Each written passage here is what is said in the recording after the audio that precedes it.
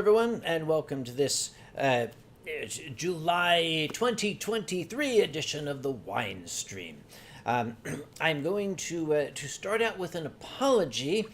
Well, several apologies, actually. The Patreon patrons have not gotten their patronage things for some time, and that's just because I have been very goddamn busy.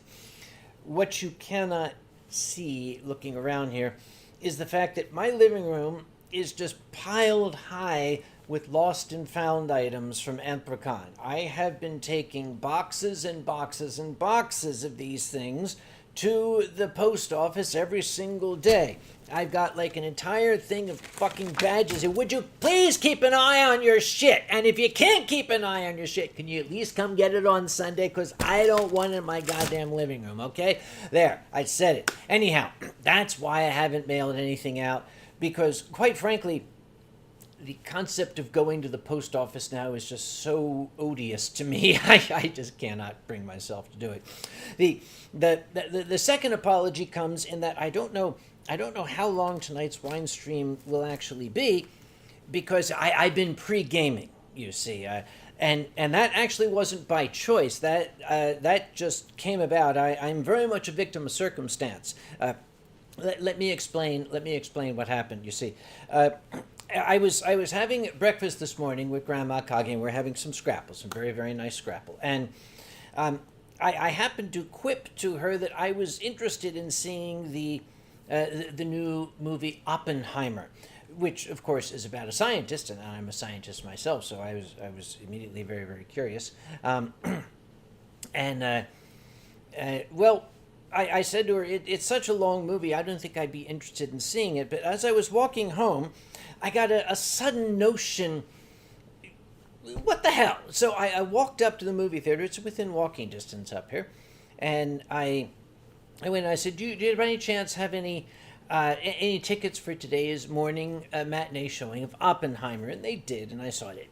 Excellent movie, excellent movie. He was indeed the 20th century's Prometheus. If you think you know the story of Oppenheimer, watch this movie, because you don't, all right?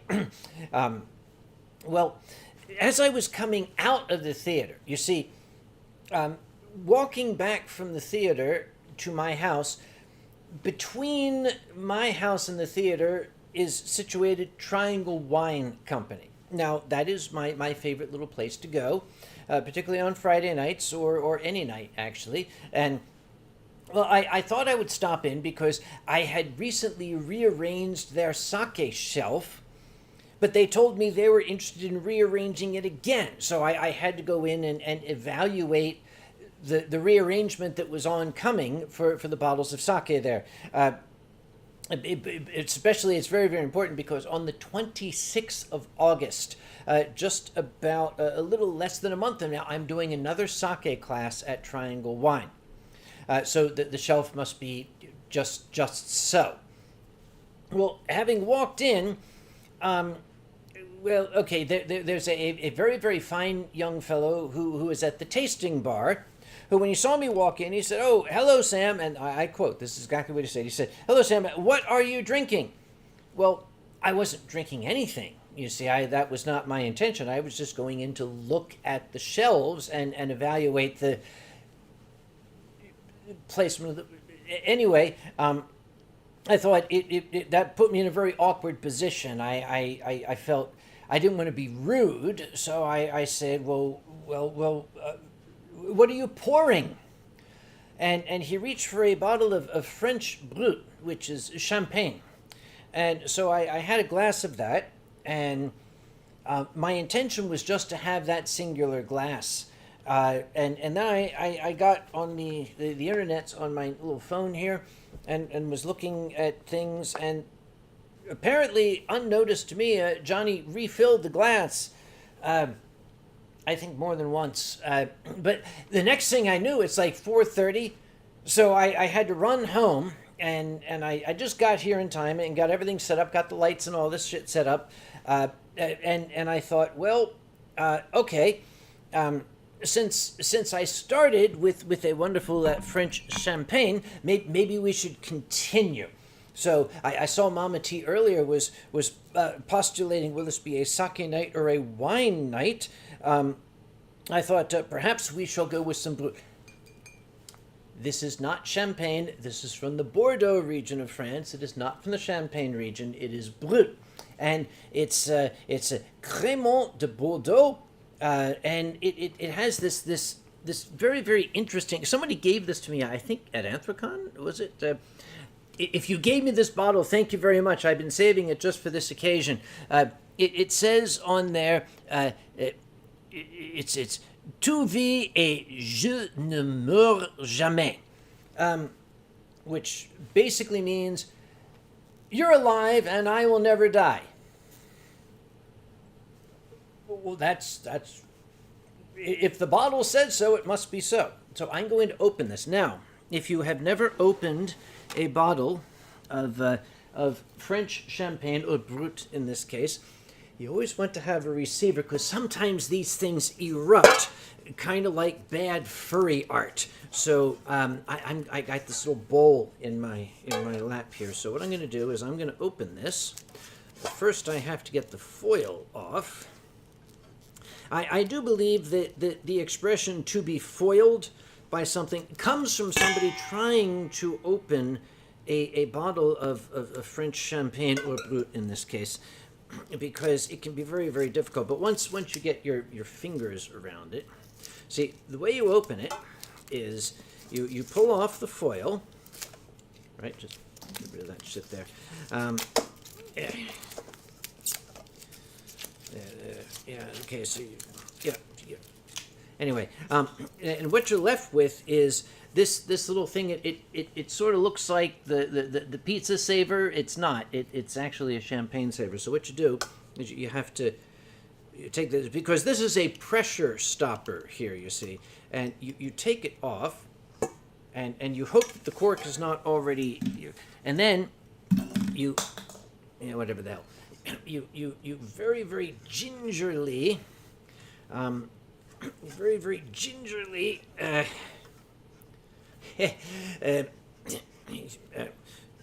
Typically, it comes out rather easily of its own pressure.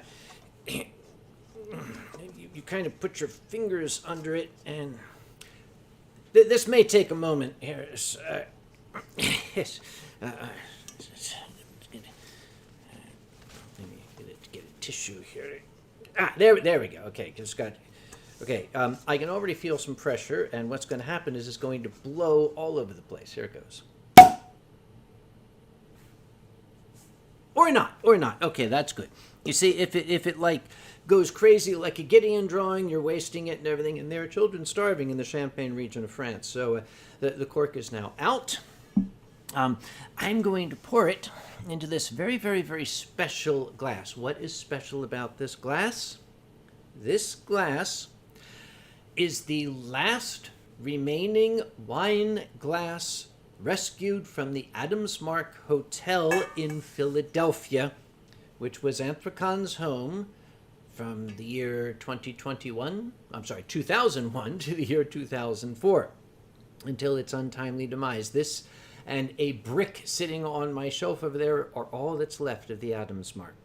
How do I know that this glass came from the Adams Mark? Because it's cheap shit glass, just like the Adams Mark. I don't know if you can hear that. That's the sound of glass. And people say, well, how can you tell the difference? This is a crystal wine glass. Listen to this. I'll do that again. That's what crystal sounds like. This is what glass sounds like. Yeah. So, we're going to put the crystal over there because it's expensive. And we're going to pour this champagne, which is typically Brut, typically a celebratory drink, into the Adams Mark glass. Why all of this backstory? Why all of this fanfare? Because this is to celebrate a particularly successful year that we had at Anthrocon this year. I think I can safely now say that this year things ran remarkably smoothly, other than all of the lost and found shit that we got. Please keep an eye on your shit. I don't want it. It's all over my living room. But we had this lovely sparkly brute here. Now we're going to taste it. As the French say, goûtons voir si le vin est bon. Let us taste and see if the wine is good. The several glasses I've already had this afternoon were, and we're going to see if this one follows suit.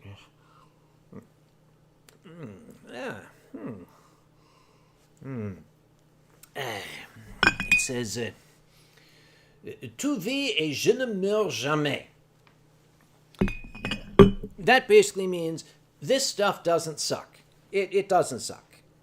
That's really all I'll say. I normally don't care for brute, but it's in front of me, and I have often said that my favorite wine is the one that's in my hand at any given time. So here we go. Gummibjörn is correct. It is rather dry, but Gummibjörn, remember, it was a present, which means it was free. All wine tastes good when it's free. Nom, nom, nom, nom, nom. And to Charles says, do the bubbles tickle your nose? Of course not. I'm not putting it in my nose, for God's sake. I'm putting it in my mouth. Yeah. Let's see. Oh, Talon is here. Talon is here. Yes, the Lost and Found game is the first bit of fun we have after the con. This, of course, is a new usage of the word fun that I think all of us have hitherto been unfamiliar with. Actually, this is Talon's fun. This is his reward for his hard work during the convention. He gets to go through the Lost and Found box, and he gets to play detective to try to figure out who owns this thing. Sometimes it's easy. Sometimes it's got like someone's name on it, and you can just, okay, here is a guy's name. We can look at the badge name. Yeah, that's probably him. Other times, I've watched Talon comb through Fur Affinity looking for, description, deer with condoms on antlers or something, and he'll find it. And, well, I'm not going to show it to you because that's what it is. But anyway, this is actually pretty good shit, yeah. Yeah. And Silver Foxwolf says, the spending of time in a pointless and non-practical way. Actually, Silver Foxwolf, I wouldn't call it pointless and non-practical. Because in my many, many, many years of experience running a convention, the most inane, common-looking stuff may well have meaning to people. I was just thinking about this the other day, a melancholy sort of thought. Have you ever been at a thrift store or a flea market or something and looked at some cheap little thing with a $1 price tag and thought to yourself, at one time, this thing meant the world to someone?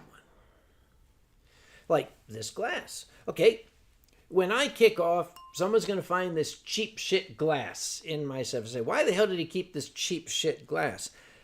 Because this cheap shit glass represents memories from Anthrocon 2001 through 2004 at the Adamsmark Hotel. It's the last physical remnant, and for all I know, I might have had my wine at the Adamsmark from this very glass.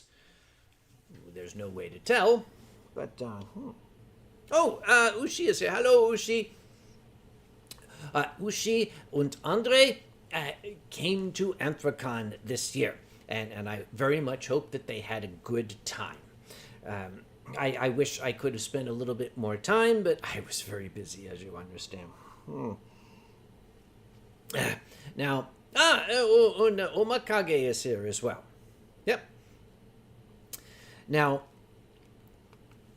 since Anthrocon, I actually have had another adventure. I was invited to return as a returning guest to Brazil Furfest, and I know that my friend and colleague Danny from Brazil Furfest is watching, and I know as well that the creator of my fish sona, Sageosaurus, is watching as well. I had a very, very good time down in Brazil as always. I was lucky to be joined by Ronnie, the actual Ronnie, not stand-in Ronnie here. I brought the actual Ronnie with me, as well as Alkali. Um, here's a little bit of trivia that maybe it's time that I confess to everybody. I was sitting here on a wine stream with Alkali, what, months ago? Was it February, March? I don't know. And we were enjoying ourselves, and we were drinking, and we got blotto, and Alkali barely made it to the guest room and passed out. I think I fell asleep on the floor of my bedroom. I woke up the next day, and I bleary-eyed came into the living room. Oh, my head. Oh, my God. And I fired up the computer, and here's an email from Danny at Brazil Furfest saying, okay, let's talk about your idea about getting Alkali to Brazil Furfest. So again, as long as you can get him here, I'll take care of everything else. I looked at the email and I said, what? What the hell is he talking about? I had to go back and look at the wine stream, and apparently Alkali and I, in a drunken stupor, had concocted this scheme to get Alkali down to Brazil Furfest, and I didn't have any memory of it whatsoever. But I didn't want to tell that to Danny because he sounded very excited about the idea. I didn't want to disappoint him, so I had to buy Alkali a plane ticket to get him down to Brazil. It cost me a pretty penny, but I understand he had the time of his life, so that made it worth it to me. And I understand that Sageosaurus's father is watching. I believe your father is Andre as well. My best friend in Germany's name is Andre. So, Tai, bon dia. Yeah. So, yeah, if any of you were watching that wine stream, when I brashly and brazenly apparently said that I will get Alkali down to Brazil, kindly do me a favor. If I ever do that again, could you say in the channel, stop, don't do that shit, because it's okay. I'm glad I did it, but I don't want to do it again. All right. Now, speaking of wine stream and travel, the next wine stream is going to be in the middle of August. I'll have to look at the exact date. I think it might be the 19th or something stupid like I don't know. But you may remember our Viking friend Silver the Wolf is going to be coming here all the way from Norway. And I am looking for it. He's the one that got the beer stains on the ceiling that I finally got rid of. Now we're going to put some more on there. Silver is coming for two reasons, of course. Number one, he has become a friend of the family. He is pretty much family to me, so it'll be very, very good to see him again. I look forward to his visit. He's going to join me on the wine stream and help me to entertain all of you folk. And also, some stupid fucker from Norway left his goddamn cell phone at Anthrocon, and he can't mail a cell phone overseas, so Silver's going to take it home with him and give it to the stupid fucker in Norway that left his cell phone at Anthrocon. By the way, stupid fucker, if you're watching, keep an eye on your shit. If you don't mind, I don't want to keep it. Leo Hewington is saying, do you like Confuzzled? Of course I like Confuzzled. I was at Confuzzled. I'm pretty sure I told this story on the last wine stream, but I will say it again. When I arrived at Confuzzled, I was met right away at the door by one of their jolly security people who escorted me past the huge registration line, right up to the front of registration, rock star treatment all the way, got me my badge, escorted me, and walked me to the bar. And I said, well, that was really very kind of you. I'm almost a little embarrassed at such recognition. It was hardly called for. It's not like I'm a guest or anything, but it was very, very kind. And she said, oh, no. It's just that you're a huge bother for security, because wherever you go, you form this giant knot of people, and there would have been a crowd control problem, so we had to get you out of there. And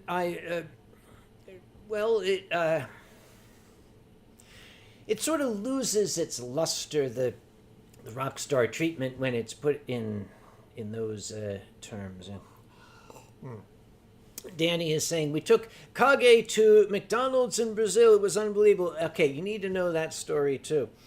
Danny thought it would be culturally interesting to take me to a Brazilian McDonald's. As I'm an American, let's see what McDonald's is like in Brazil. And that was very, very kind of him. And I didn't want to be a rude guest, but what I didn't want to tell him was that here in the United States, anytime I eat McDonald's food, I get sick. I mean, it makes me nauseous.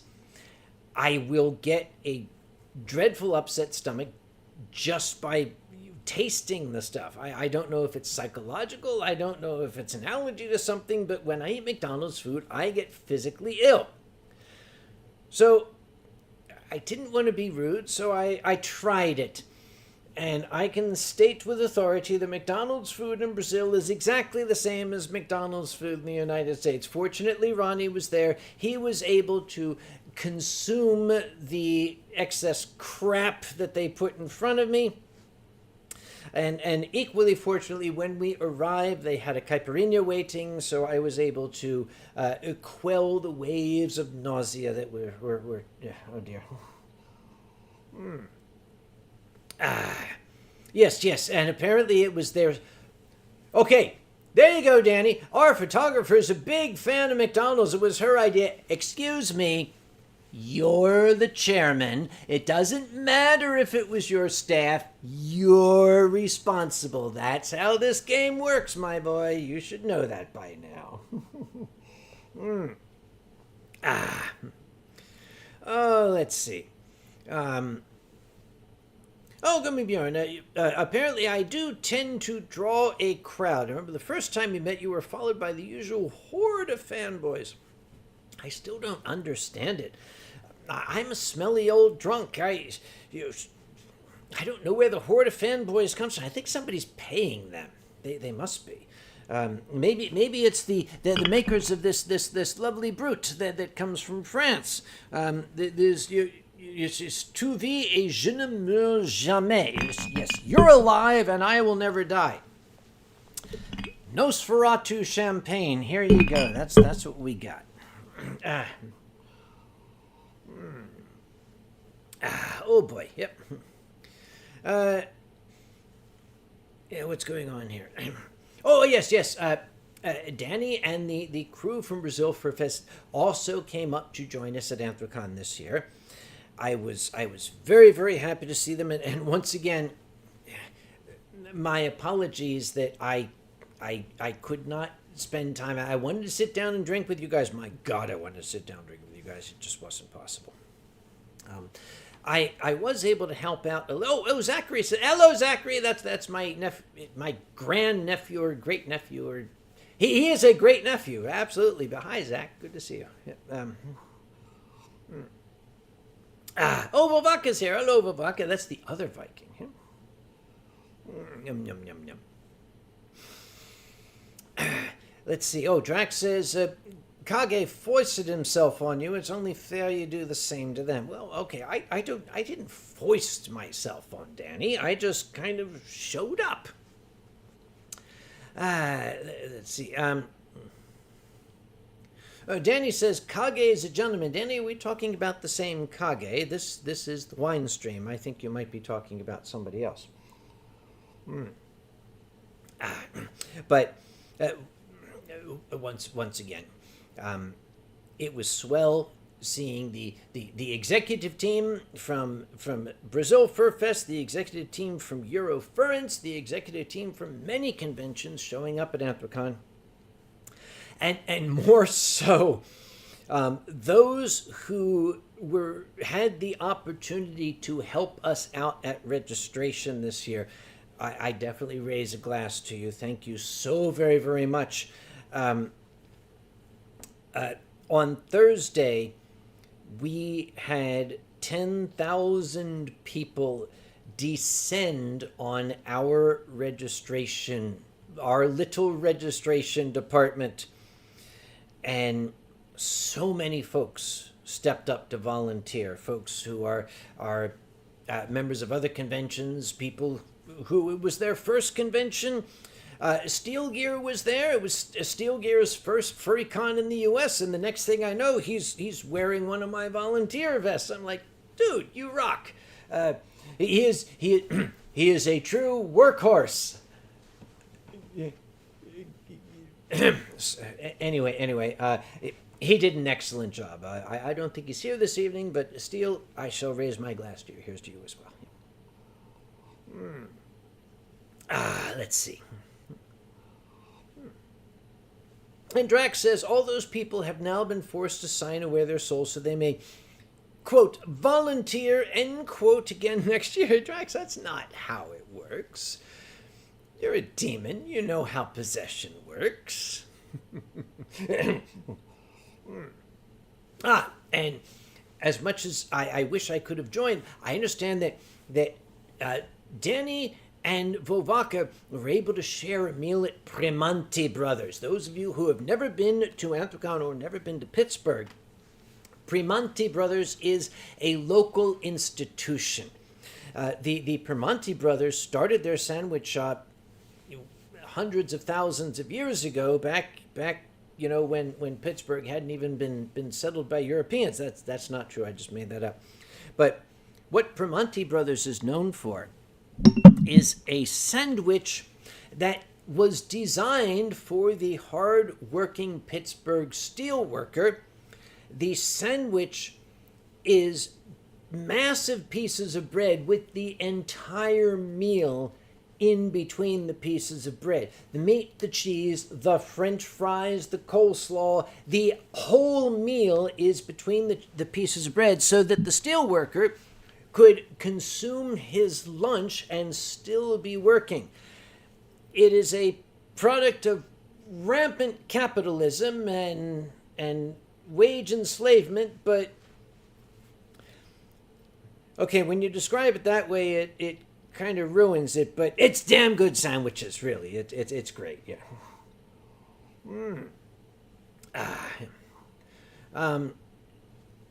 And NA says you got your bread, your French fries, your slaw, then the bread again. It was a one-handed meal.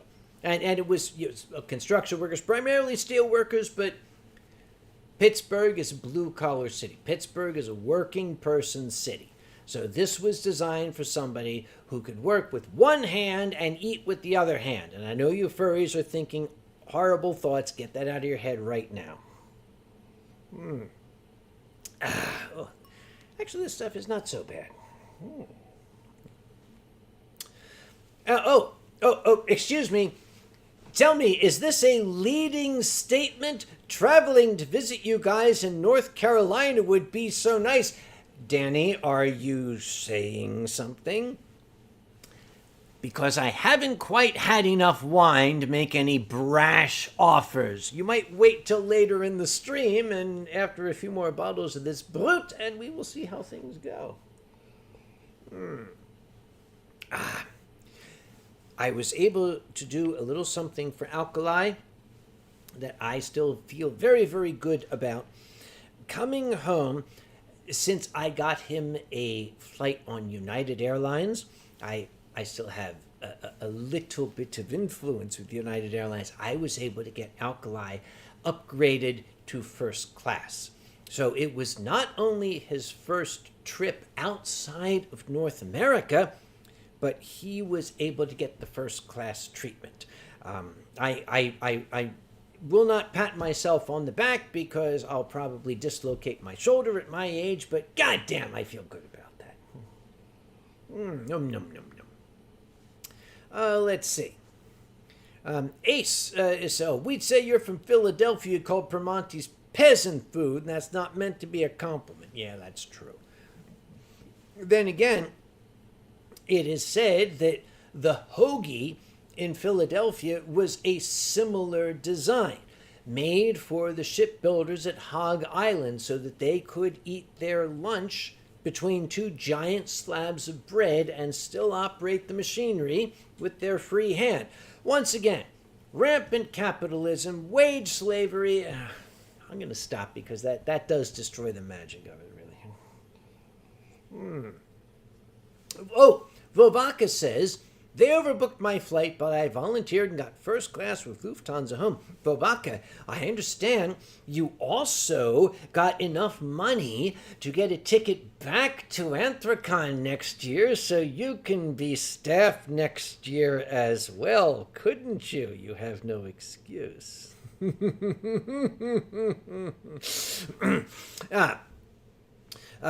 Gunsmith Jackson, I have a chemistry question from Gunsmith. If you cook sulfur, will it become brimstone by any chance? Well, actually, yes, it will, Gunsmith. Sulfur will burn. Sulfur is flammable. If you ignite sulfur, it will actually form a molten substance that will burn, and it's actually very difficult to put out. And I'm pretty sure that's what they had in mind when they came up with brimstone. Let's see. Silver Fox Wolf says it's a tarp. No, it's not. I don't know what you're talking about. I think you're drunk. Oh, Calvin the Wolf says, hi, Kage. I say hi back to you, Calvin. How are you? Vovaka says, I can't. Here's the thing. I would love to do like a big Viking Swedish accent when I do Vovaka. The problem is his English is so pristine, he doesn't even have an accent. So I would have to do like a deep voice. Though I may fly in early to hang out with some of the safety leads before AC. Well, if you're going to do that, Vovaka, you might as well fly into North Carolina. That way, you could help us load up the truck. Because we always need people loading up the truck, because the team here in North Carolina actually forbid me from lifting boxes. They have got it into their heads that I'm some kind of frail old man with a bad back or bullshit like that. They actually get very, very angry if I try to move things on my own, and basically they just won't allow it. So any strong backs that can move boxes or can help me move boxes when those guys aren't looking are yes. Marek the Wolf says, what about iron oxide and aluminum powder? Marek, you're forgetting something. You're also going to need potassium permanganate and glycerin, because I think you're talking about thermite. But we're not going to give people that recipe. Let's see. Oh, Danny says it's 8 hours driving from Orlando to North Carolina. I can bring some cachaça. Actually, Danny, you might be onto something there, because I gave away most of the cachaça. I kept one bottle for myself, but because cachaça is a hard liquor outside of Brazil Furfest, I generally don't indulge in it. But if you wanted to come visit and bring some, I would share it with you. I would make caipirinhas here at my house. Let's see. Thomas Fuchsbau, you just did. Oh, I did, didn't I? We'll edit that out in post. When this gets uploaded to YouTube, we'll bleep out that. Never mind. Oh, Leo Hewington Team Empire from Great Britain says, do you like Pokemon? I don't dislike it, but I wouldn't say that I have much interest in Pokemon. Pokemon is basically cockfighting. Let's face it, that's exactly what it is. I never really had an interest in it. And Bavaka says, I'll give you the stereotypical Danish accent. And at this point, I am sure that Drax is thinking of the Swede, but we are not going to tell that story because God knows he might be watching. So that's a story for friends in a pub having bought me drinks. We will talk about that then. Thank you, Drax. And Sageosaurus says, I got inspiration for the Caipiranha from a Pokemon, but your Caipiranha is just such a gorgeous little creation. He's just adorable. Gunsmith says it's possible to start a fire with charcoal powder and sugar and a stick. Well, yes, it is. It's easier if you have a match. I just wanted to add that in. Oh, Conquer the cat. Hello, Conquer. Conquer says, hi, Kage. I say hi right back to you. Zano says, when Pokemon came out, Kage was already in his 30s. Zano, I remember when a comic book hit the shelves in the United States, and the comic book was called Pocket Monsters. It was freshly imported from Japan. They hadn't even shortened it in this country to Pokemon yet. It was called Pocket Monsters. I think I still have in my closet the first edition of the Pocket Monsters comic book. It's probably worth a mint. I should look that up someday. Num, num, num, num. Let's see. Oh, Keto Dragon Fox is here. Actually, Keto is not here. Keto's wife has seized control of Keto's computer because Keto never watches the Winestream. It's always Keto's wife. Do you know if there are any of those nifty AC 2023 shirts left over from the con? Excuse me, Keto Dragon Fox, do you mean these t-shirts left over from the con? The giant pile of them I have sitting here because people are sending me their whatever the little ticket things. Where the fuck are they? Doesn't matter. Yeah, people are still sending in their coupons for their t-shirts, so there is a massive pile of t-shirts sitting over here like Mount T-shirt Tuvius. So yes, there are t-shirts available. If you're interested in purchasing one, send me an email, and I'm certain we can work something out. This one is a large. Let me put it back on the large pile. There it is. Okay, that's fine.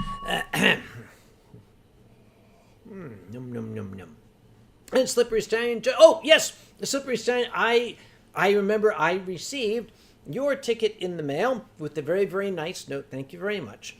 And I packed yours with care myself. So that envelope that you got actually probably has my saliva on the gum part there, so you can, like, clone me if you need to. Yeah. Let's see what's going on here. Vobaka says, I actually picked mine up at AC this year. Well, at least you did. I never did. I didn't get my goddamn... I could just get my shirt right here. But I had to dig up my coupon because paperwork and all that shit. I can, however, show you one interesting little detail. Okay. Yeah. This here. People say, what do Ultra sponsors get? Well, Ultra sponsors get really, really cool and nifty ass things. This was our Ultra sponsor gift this year. It may not look like much. What it is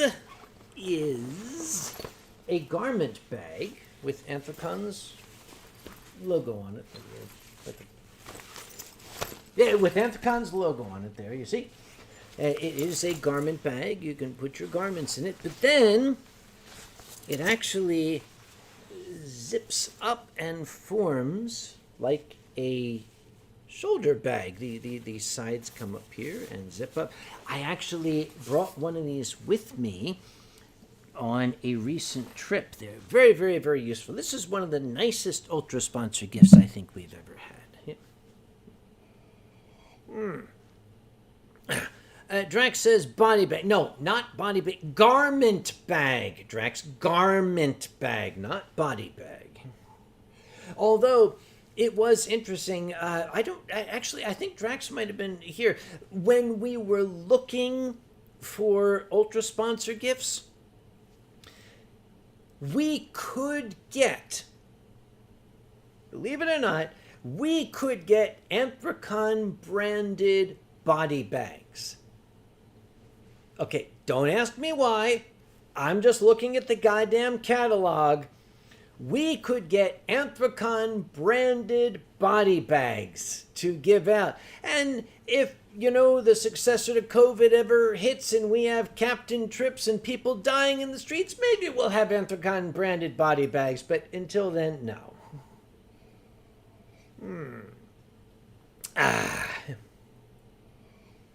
Let's see. Oh, and Gabriel Wolf, who is also tagged from AZFC. Hello, AZ. Long time no talk. How are you doing? And I hope you like the picture I sent for the Arts Festival about 4 months ago. You're the one sent that. Oh, thank you so much for that lovely picture. I wasn't actually sure who sent it. But it is good to see you again. And yes, I did enjoy it. Aaron Herolfer, when will we see you on VRC again?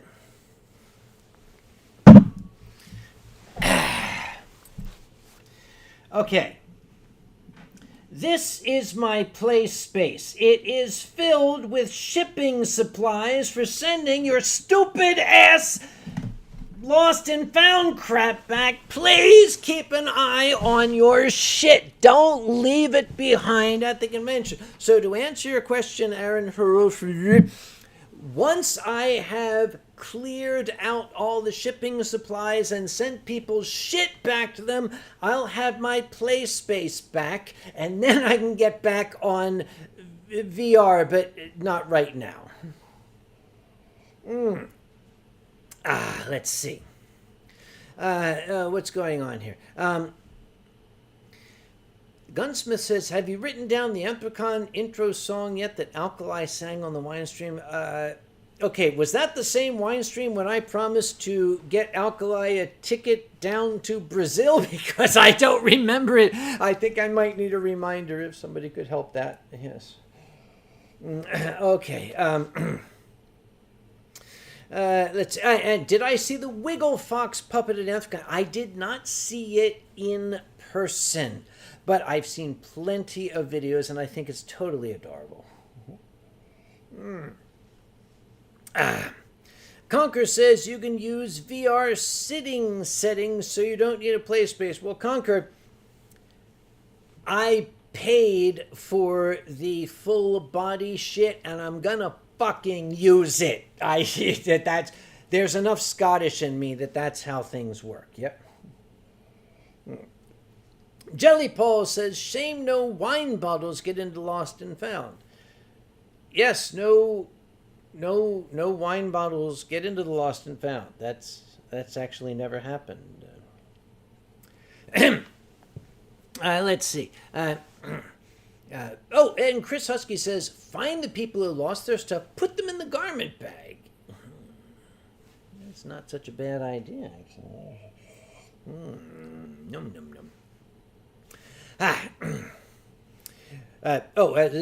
This portion of the Winestream is brought to you by some French guys and by Triangle Wine Company, at whose establishment in Cary, North Carolina, I shall be doing a sake tasting class on the 26th of August, assisted, we hope, by Ronnie.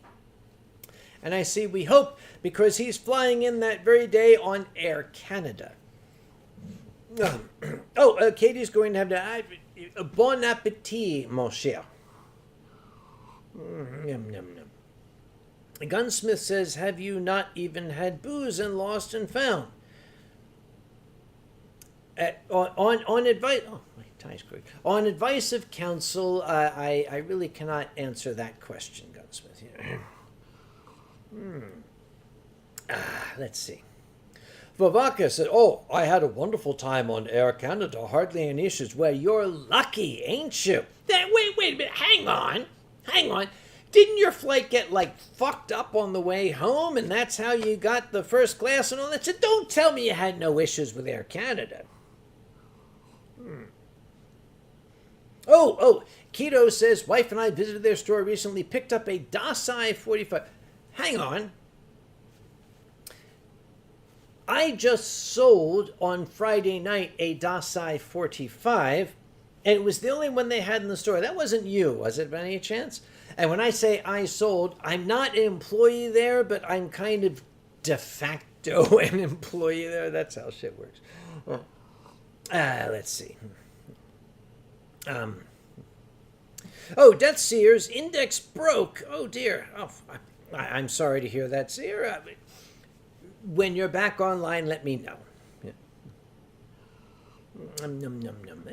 Good shit. There is, at Triangle Wine right now, there is a Dasai 39. I know that because, as I said, I redid their sake shelves. They want to do it again. We'll fix it tomorrow. Actually, hang on. I sent them the note saying, can we redo the sake shelves tomorrow? And they did not answer, so we shall see. Yeah. Death Seer said, you have no way of easy contact. That's by design, Death Seer, and I'm very, very, very sorry, but I jealously guard my phone number. I don't use instant messengers. The thing is, when the whole instant messenger thing first started, I can't remember what the hell it was called, IRC or something like that. No, ICQ. It was ICQ. It just, people were just rapid fire hey, how's it going? I'm busy. I don't have time for that. That's why I don't do any of that stuff. So private messages work great. Email is best because I can look at my email. There's a record. So if you want to contact me, email is best. Let's see. Drax says, I'll give him the number, no worries. Okay, Drax, you make the assumption that I gave you the correct number. Num. Yeah. Savage Dribble says, I wonder if ICQ still exists. That's a good question. Somebody look that up. Is ICQ still a thing? Or has it gone the way of GeoCities? Remember those? Conquer the Cat says, have you told all your stories yet? Well, I hope not. If I reach the point I've told all my stories, then I'm finished.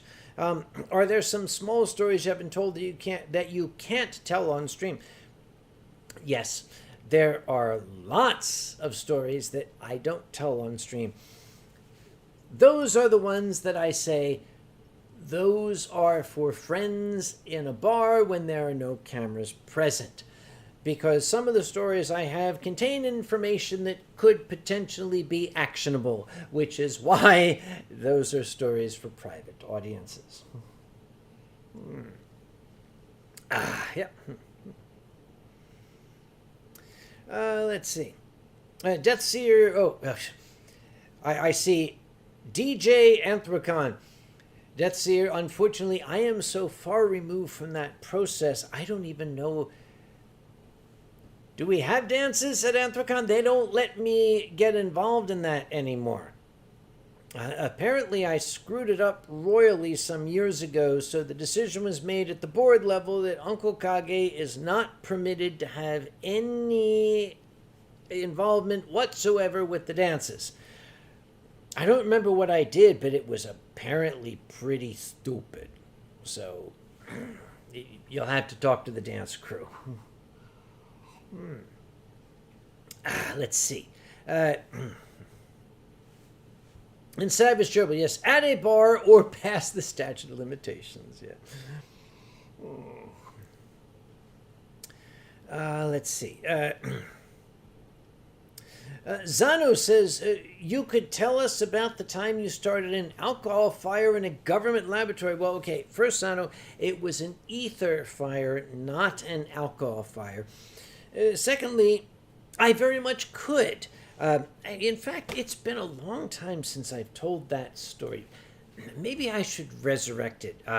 Add that to the itinerary for next year's stories. Maybe I'm getting jaded as I get older. In my younger days, any old shit would happen to me. I can make a story out of it. Now, so much shit happens to me, and I'm like, no one's going to be interested in this crap. But those days, those heady salad days working at the government laboratory and finding out that it had at one time been my government's primary germ warfare laboratory. Somebody send me an email, remind me after this stream. I think I might have to put that one on stage. Let's see. Let's see. Oh, and Luna says, my good man, you started off jaded. Actually, I'm afraid you're right. I probably did. Let's see. Deathseer says, I talked to you about it, horny, so... Oh, homie, yes. Okay. I have new glasses on order. They haven't come in yet. These are like 8 years old, and I'm 8 years older. So I have new glasses coming in, but it's a little bit difficult for me to see what's going on here. So I apologize for that. Drax says, I hate to ask this, but did you make COVID? I did not make COVID, Drax. I contracted COVID in Canada. I got the Canadian COVID, the very, very polite COVID. It was like, sorry, buddy. I'm just going to spend some time in your respiratory tract if that's okay, eh? So that was it, yeah. And Danny says the swimsuit we brought. That's another story. I forgot to bring my swimsuit to Brazil. And Danny said, we will buy you a swimsuit. Now, Danny, I don't want you to think that I do not trust you. I trust you implicitly. But you are Brazilian. I was terrified to see the swimsuit that you bought for me, which is why I opted to buy one myself. So let's just leave it at that, shall we? I don't want to make it sound like the. Okay, dude, you're the one who told me Brazil is not for beginners. I get down there, I forgot to bring my swimsuit. Danny says enthusiastically, we'll buy you one.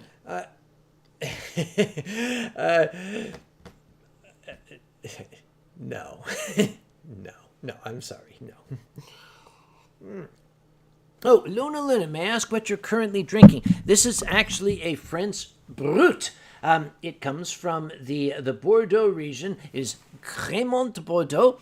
It is a Brut. It is a sparkling wine, not a champagne. It is a sparkling wine, a Brut. And it's got this lovely catchphrase. It says, Tu vis et je ne meurs jamais, which basically means you're alive and I will never die. So this is like the Nosferatu of champagnes here. There we go. Yep. Yep. Let's see what's going on here. Drax says, revealing. Was it Drax? I don't know. I didn't give them the opportunity to put the thing on me. I avoided it. And T'Chall, it was very likely an itsy bitsy teeny weeny yellow polka dot bikini because it's Brazil. Ah. Num num. Yeah. And Gunsmith says, was it a full body swimsuit you had at a con many years ago? I still have that full body swimsuit. That was the one I intended to bring with me, but I forgot. Marek the Wolf says, you're going to try for that $1 billion Mega Millions? Absolutely, Marek. I am going to get my ticket tomorrow, and I am going to play the numbers that I always play when the numbers exceed $1 billion. Now, don't anybody play my numbers. I'm going to play 1, 2, 3, 4, 5, and 6. And people say, do you know what the odds are? Exactly the same odds as your numbers. But imagine this. Imagine if those numbers actually hit. Can you imagine the outcry, the hue and cry, the scandal? It must have been rigged. No, you're a stupid piece of shit. That's what I'm going to say. That's why I play those numbers. Because they are viewed as so astronomically improbable, but they are just as valid. So we shall see how it goes. Deathseer says, if you won the lottery, you wouldn't announce it, Kage. Actually, Deathseer, I will tell you what I would do if I won the lottery. I have already stated this, and I shall state it again. God damn it, people, keep an eye on your shit. If I won that money, first off, I would get it in the immediate payout, not the 29-year thing. I would have it converted to cash. I'd have to go to a Federal Reserve Bank for it, but fuck, I'd be a billionaire. Of course they'll give it to me.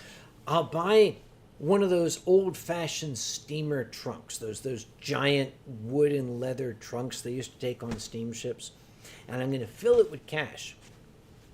And I will bring it with me to a Pittsburgh City Council meeting. And when they have at the end the open floor, anybody have anything to add? I'm going to stand up in the back. I'm going to say, I'm Dr. Conway with Anthrocon. Many of you know me. I would like to know when you are going to build me my hotel towers in front of the convention center, which you promised me I would have in 2004. And the city council will chuckle and giggle, and they'll say, well, we don't have the funding for it. Now you do. That's my plan.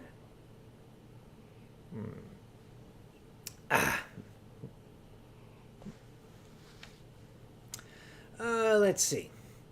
Luna says, astronomically improbable but valid. Kind of sums up the entire furry fandom. Actually, Luna, I will raise a glass to that because that is extremely insightful. I do believe you're correct. Let's see. Vivaka says, cash, not gold, but no, we need something legal tender in this country, Vivaka. Let's see. Okay, and Slippery Stein, you got a point. If I can't have the hotel tower, I'll take the escalators, all right? And hell, I'll pay for them. I know what, I want those escalators. Danny says, did you touch the ocean while on the beach here in Santos? Yes, I did. And that's the thing. I've been on this earth for quite some time. Um, I don't know what the hell is going to happen tomorrow. A meteor could crash into my house. I could keel over dead. I could die of cirrhosis. I don't know. But I have dipped my fingers in the waters of the South Atlantic off of Brazil. I've dipped my fingers in the waters of the Pacific Ocean. I have put them in the waters of the Rhine, in the waters of the Seine, and they're still attached. I have touched the waters of most of the major rivers and most of the major oceans in this world. I'm pretty content. I really have no complaints to offer. You know, I've touched the Rhine. There were a lot of people in my grandparents' generation who fought very hard to do that. All I had to do was go up and do that. Let's see. Conquer the Cat. If I died tomorrow, what would you like to be remembered for? And how would you spend your last 24 hours? The second part's easy, Conquer. I would spend it drunk. Absolutely. Because why not? What would I like to be remembered for? Conquer, I really don't have any illusions about being remembered. When I die, there's going to be a lot of boo-hoo, boo-hoo, but years will pass, 20, 30, 50, maybe just 2 or 3, and I'll just be another name, another voice recorded somewhere for posterity. What would I like to be remembered for? Just that I made someone smile at a time when they needed it. That's really all I ask. I don't need a monument. I don't need a statue. I don't need my name engraved on a plaque. Just years from now, if somebody remembers needing to smile and me being able to do that for them, that's really all I ask.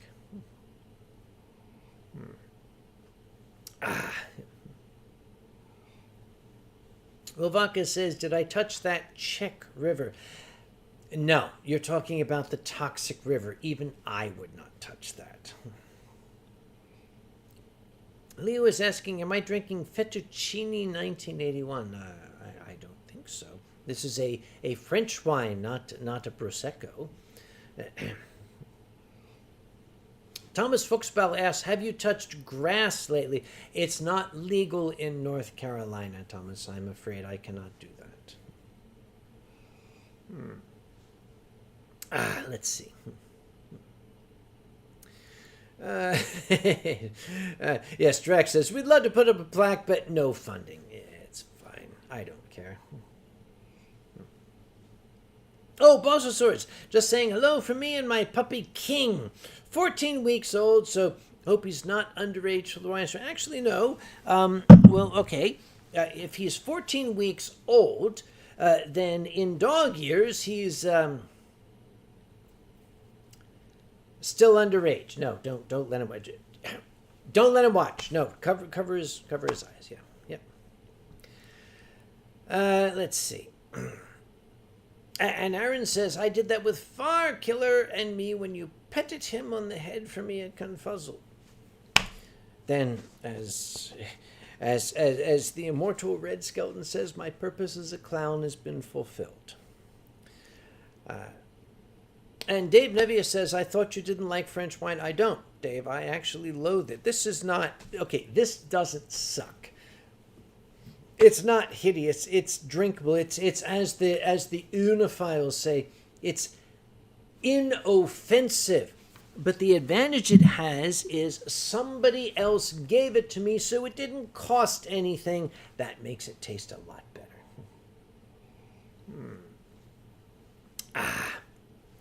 Loss is sore, I shall raise my glass to that. Yep. And Chris says, I don't want people to mourn my death. I don't want people to mourn my death either. It's wasted effort, for goodness sake. All that boo-hoo, boo-hoo, boo-hoo stuff. Yeah. That's not what I'm about. Yeah, I don't want people crying and carrying on and being all... Look, go be a crybaby someplace else. You know, when I kick off, if you want to honor me, I'll say this right now. When I finally meet my maker, whatever the hell it is, first off, when I meet my maker, let's assume, for argument's sake, the maker is male. Just for purposes of the discussion, simply because when I meet my maker, I'm going to punch him in his fucking dick. You know why? Because that motherfucker thought it would be funny to create the unique, magical, unfathomable bond between human and dog. And then we'll just give the dog 15 years. Fuck you. That's what I say to him. But that done, when I meet my maker, if you want to honor me, make someone else smile. That's all I ask. That's really all I want. Make somebody else smile. And don't stop there. Don't make one person smile. Make one person smile today and then another one tomorrow, another one the next day. Make other people happy. Because God knows, whatever the hell his name is, God knows there's enough people out there trying to fight against that. They spend their entire lives trying to make other people miserable. No. Fuck that. Fuck that shit. You want me to live forever? All you gotta do is spend the rest of your life making other people happy. And I will smile down on you from heaven, or wherever the hell it is.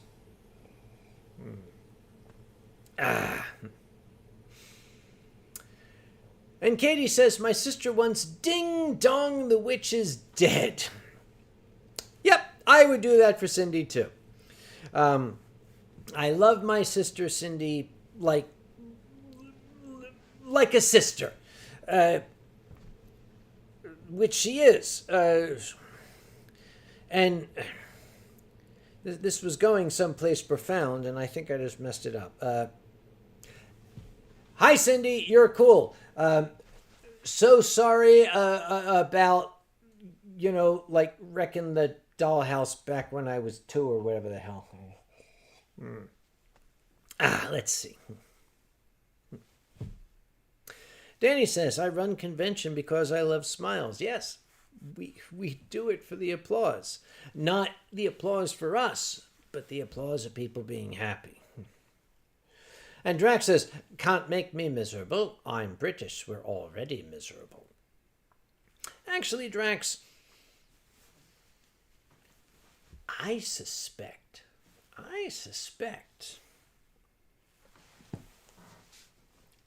you're not as miserable as you let on. I think that beneath that grim, depressed exterior, there's a happy person.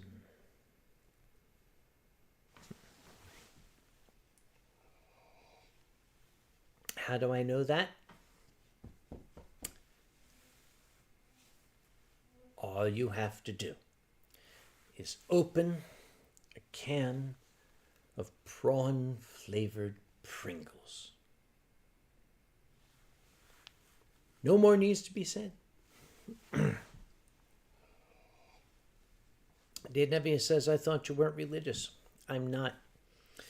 What was it that a very, very wise man said? Religion is for people who are afraid of the dark.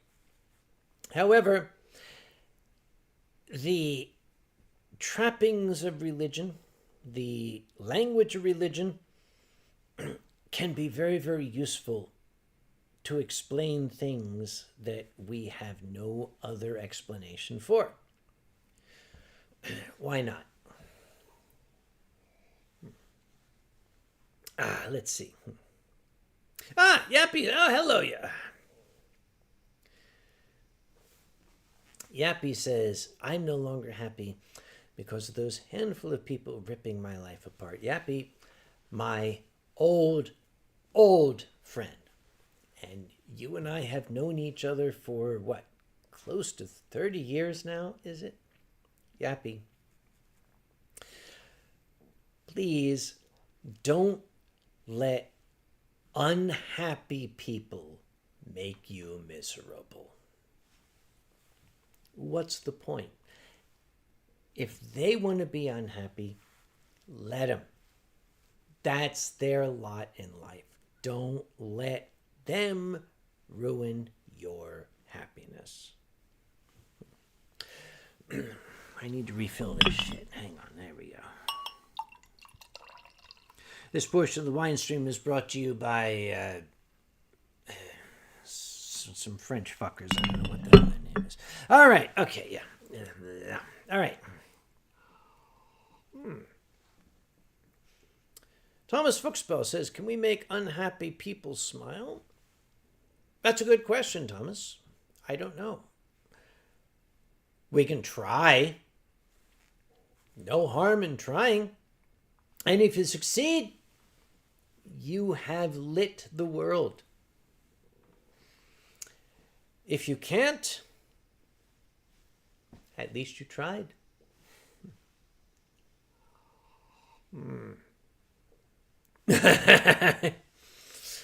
Yes, indeed, Nevius. In the immortal words of Butthead, dying of thirst in the desert, the sun sucks.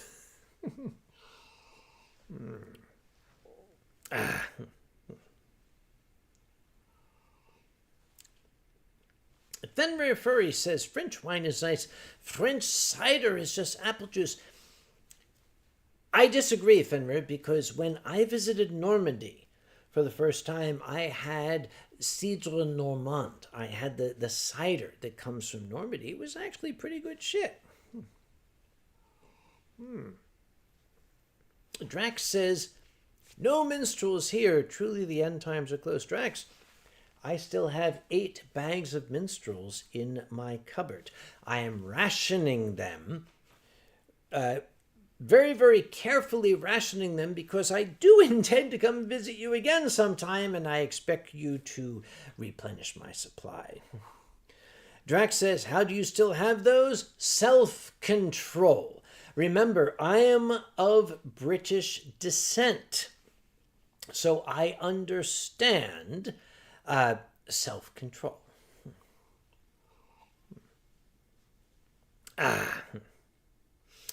And Danny says, one day we would be honored to have Yappy Fox leading our fursuit parade in Brazil. Okay, this is the lead-in to me drunkenly saying, oh yeah, I'll get Yappy down to Brazil. I'm not going to say it, but you know what? When all of us are sober, let's talk about it, shall we? And Arco says, yet you know how you were introduced to minstrels. Yes, I know how I was introduced to minstrels. I was on VR chat. I was talking with my friends Drax and Arco.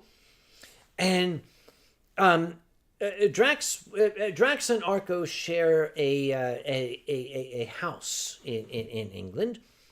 And my understanding was that Arco was upstairs, Drax was downstairs, and we were all on VR chat, and I heard this crinkly, rustling sound from Arco's microphone. Now, if you've never been on VR chat, it's kind of cute, because here you have this fox, And he's sitting there, and you hear this crinkling noise, and his jaw is like doing this, like he's chewing on something, because the sound comes across like it's voice.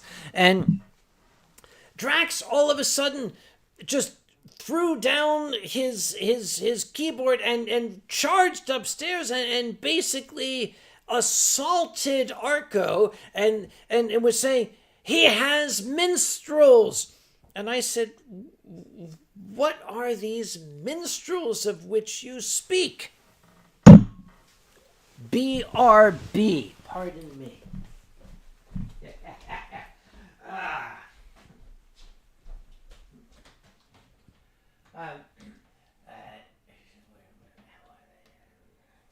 somewhere.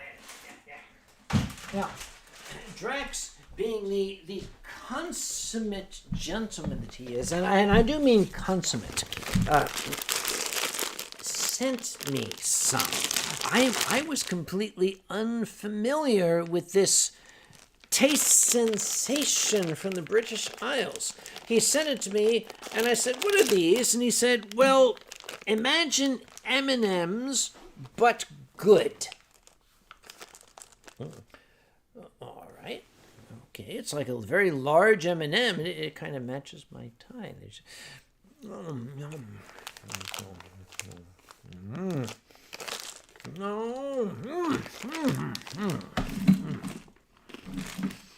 portion of the Winestream is brought to you by Galaxy Minstrels for all your chocolate you need.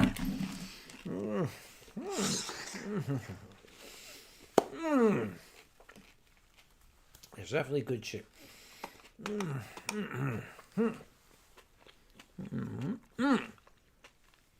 And Drax says, "Are especially good with champagne." Well, Drax, this is brute. This is not champagne, but we'll give it a go.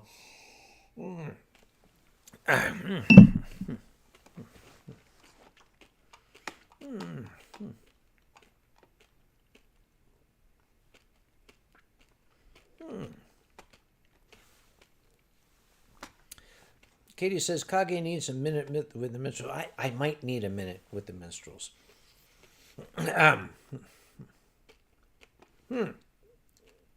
Dave Nevia says it's made by Mars.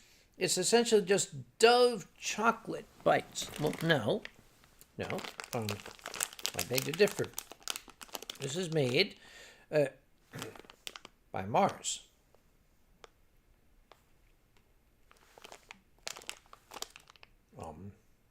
Mars Foods Limited. From Dublin! It's Irish. Gotta be good if it's Irish.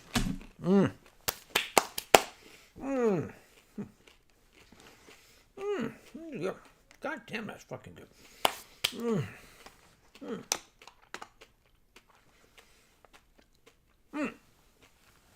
Vivaka says, "It's about time to go to bed.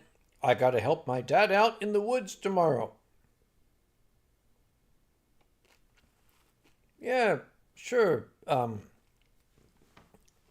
not going to ask what you and your dad are doing in the woods, Vivaka. That's family business. Okay, you be you. Okay, right.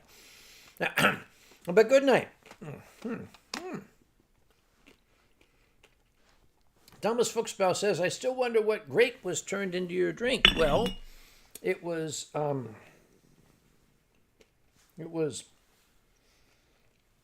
the new glasses aren't here yet. God damn it.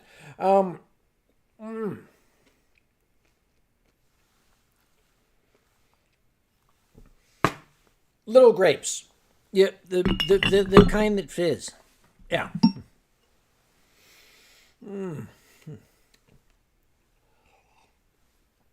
Let's see. Num. Hey, it's good night, Babaka. And Thomas Fuchswell says, "White or red ones?"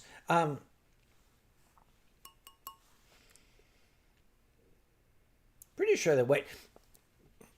Aren't they like these little teeny ass like grapes that kind of look like little berries or shit like that? I don't know.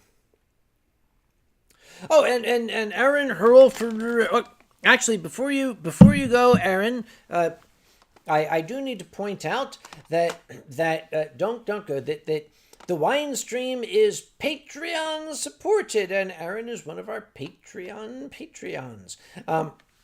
I've got the list of our Patreon supporters here. We are very, very grateful to, and I shall raise a glass for all this here.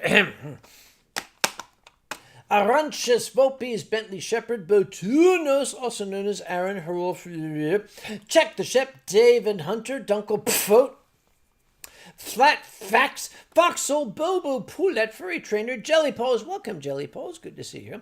Atheist, Coma, Blood Paul, McLavin, Martin, Spankenberg, McLovin, Maine, Merlin, Scorch, McCall, Mama T, who is still twice in the thing here, you're paying twice, my darling.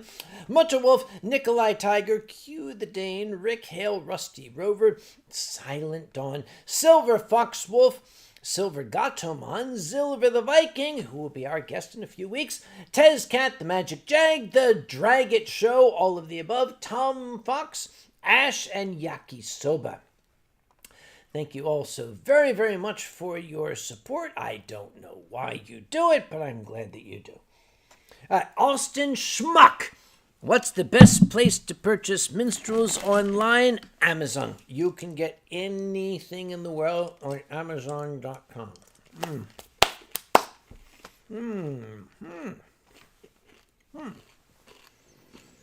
Or apparently, champagne is made from red ones, but it's still white.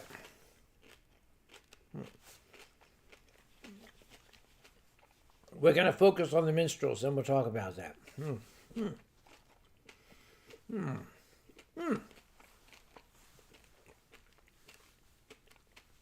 It's still good shit. Marek the Wolf. What does Kage think of Zycan tablets for colds?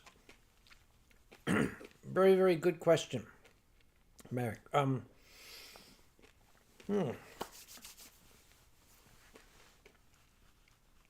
Usually, scientists like to know the mechanism for why shit works. We don't 100% understand why zinc tablets work. I have a theory. It's not even a theory, it's a hypothesis. You see,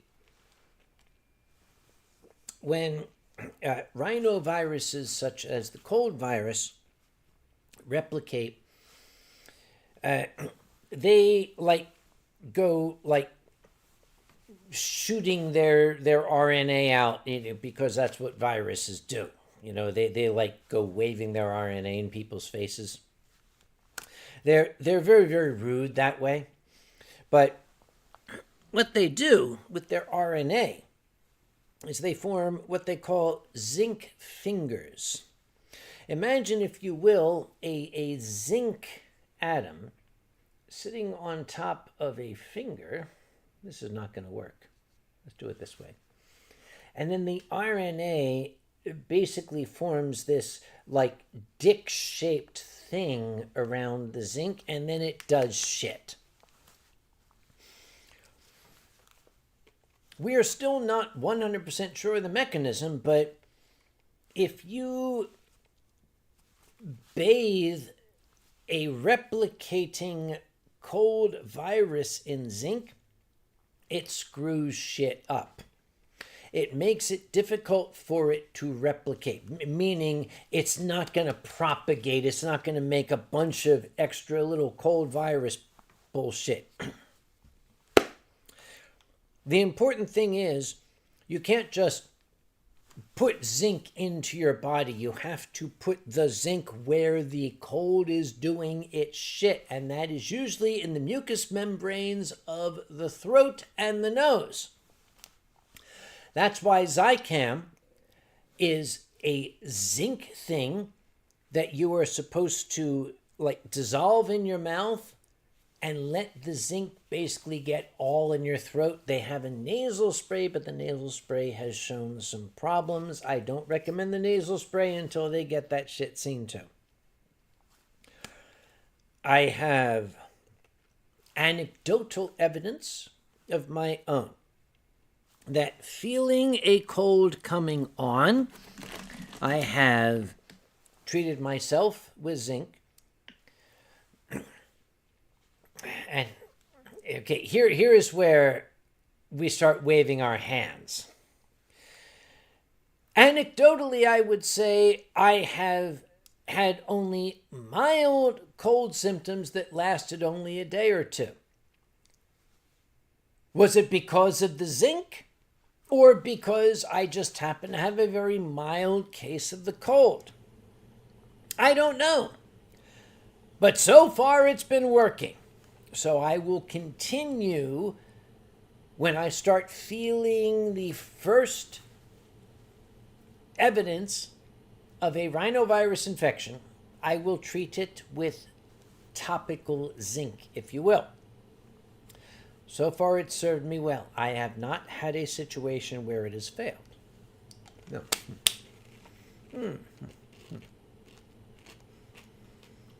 Katie points out, yes, this is a question from my brother-in-law. Dr. John Movey. He could answer with greater authority. I talk as a chemist. He can talk as a physician. Zeno says, how well do the minstrels pair with that wine? Actually, terribly, which is why I'm just eating the minstrels and not drinking the wine. What the? Oh, this portion of the Winestream is brought to you by the good people of County Cork in Ireland. There you go.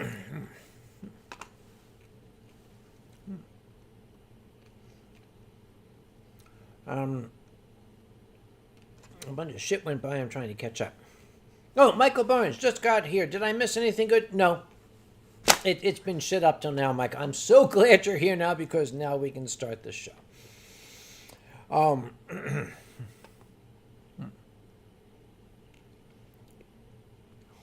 Danny said, oh. Okay, Danny, you're asking. He says, Ursula, actually, drank a sip of sake that was so good. Do you remember which one? Danny, I don't remember what I had for breakfast this morning. I'm sorry. I honestly can't answer your question. Now, was this in Brazil? Because I can tell you, I did bring some sake to Brazil, and I can tell you what it was. If that's what we're talking about, then I can tell you what I brought.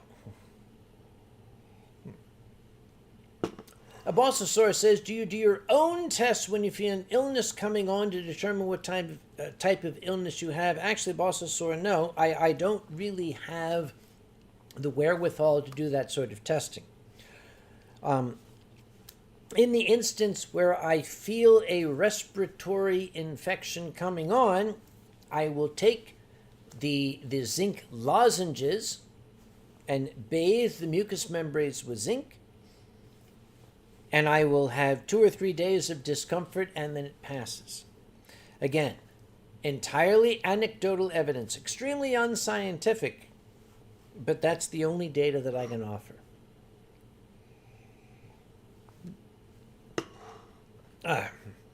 Jelly Paul says to Arco, fursuit heads are better than... Fursuit heads are better than... This sounds very profound.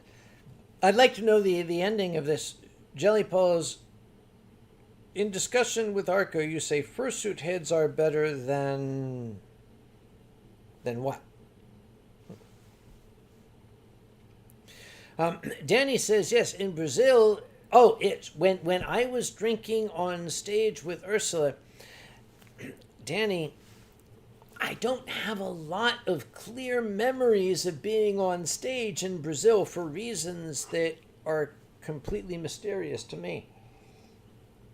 If you have any video, I might be able to help.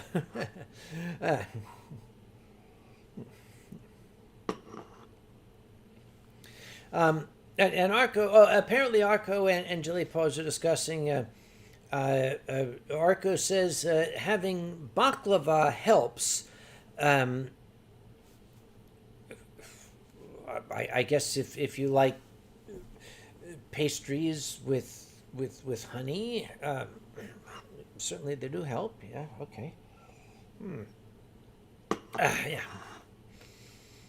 And Drax says, I find a delicious radium beverage helps clear the goo out. The thing is, there's this emoji icon in the front. Oh, the gunk, that's what it is, yes. And Thomas Foxborough says, Arco said baklava, not baklava. Well, I don't see the difference, Thomas. We are talking about pastries that are made with a very, very flaky crust and with honey. I'm just reading. They're your words. I'm just reading them, okay?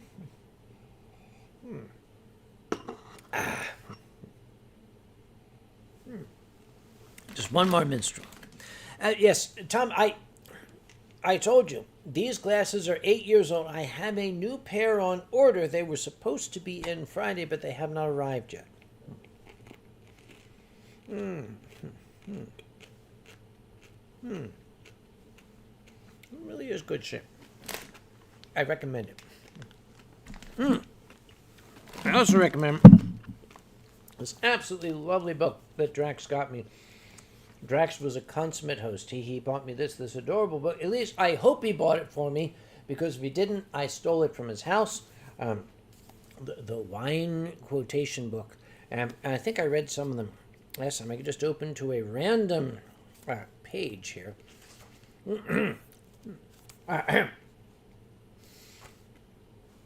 Oh, here's an interesting name. Thomas Love Peacock. I'm sure he does. The juice of the grape is the liquid quintessence of concentrated sunbeams. And if we look to the Bible, the first book of Timothy, chapter 5, verse 23. Drink no longer water, but use a little wine for thy stomach's sake and thine often infirmities. And a gentleman named Cotgrave in the 17th century wrote, He that drinks not wine after salad is in danger of being sick. From which we can gather that if you have salad, you must indeed follow it with wine, or else you shall become sick.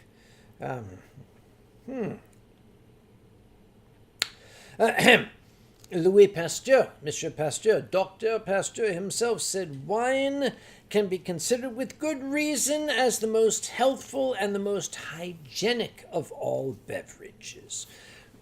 Monsieur Pasteur, I will drink to that.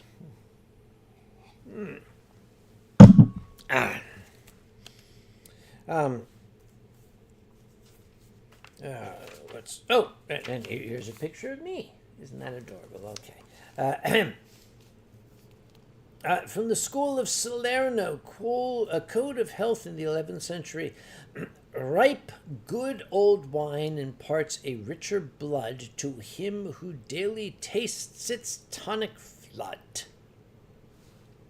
And Pliny, they don't mention if this is Pliny the Elder or Pliny the Younger, wrote in the Historia Naturalis, wine has the property of warming the innards when one drinks it and of refreshing the exterior of the body when one washes in it.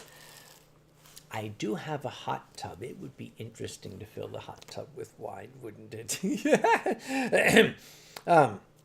We have a Dr. Tobias Venner in the 17th century wrote, wine is a great increaser of the vital spirits. It very greatly comforteth a weak stomach, helpeth concoction, distribution, and nutrition, mightily strengtheneth the natural heat, openeth obstruction, discusseth wind.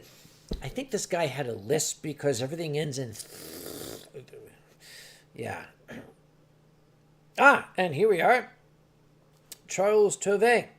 Your stomach is your wine cellar. Keep the stock small and cool. Well, fuck you. That's what I say.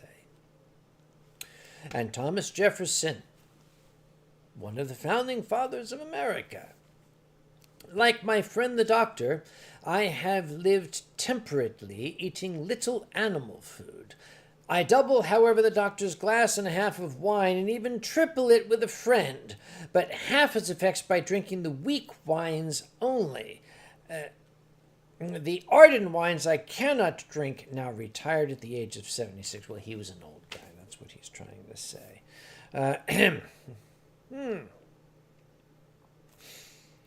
And from the 16th century, a Spanish sage wrote, Lazarus, you are more indebted to wine than to your father, for he gave you life but once, while wine has given it back to you 1,000-fold. Thank you, Drax. That book is delightful. As the French say, à la bonne santé. Nom, nom. James Rook says, hi, Uncle Kage from the UK. Thank you very much, James. I have many friends here from the UK. Not a single one of them has said hi to me this evening as you have.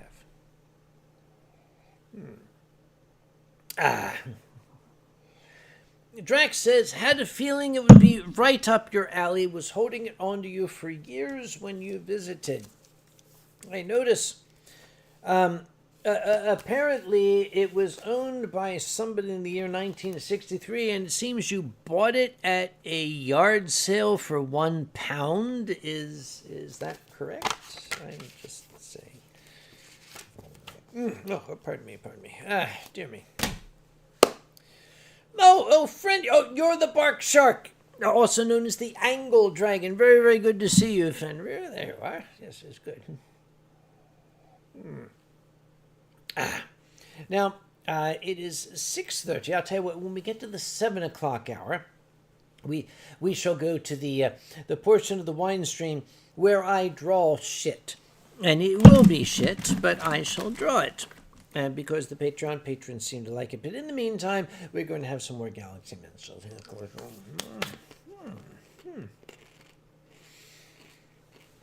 Katie, that is the best kind of gift. That's a gift that says, I saw this and I thought of you. Strange you should mention that, my darling niece, because that self-same thing happened when I was in England visiting my dear friend Drax. And indeed, I saw, well, you know the Jesus fish that has the INRI? Yep, Jesu Natus Rex Judea, whatever the hell. This was the Jesus fish, but it had the word bastard in it. I immediately thought of Drax and had to get that for him. It will forever be known as the bastard fish. Michael Barnes, what's the weirdest thing that happened to you at con?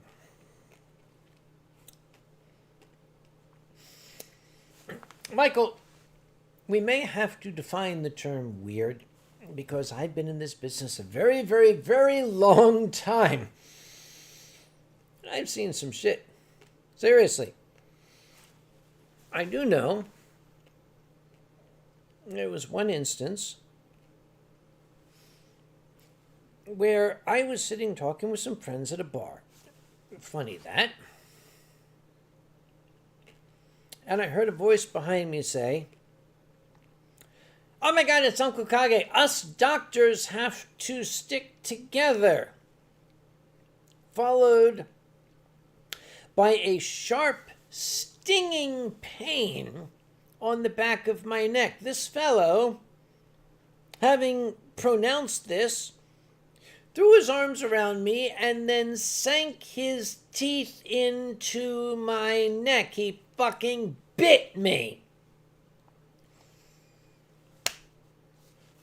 That was the one and only time I have ever said to somebody at a convention, dude, get the fuck away from me. I'm like, am I fucking bleeding? What the Jesus fucking Christ. I had to go to security and say, excuse me, this guy just fucking bit me. Look.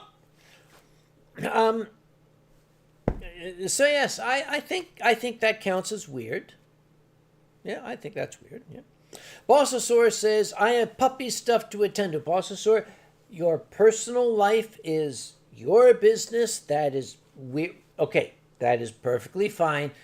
You do you, my friend. You have a good evening.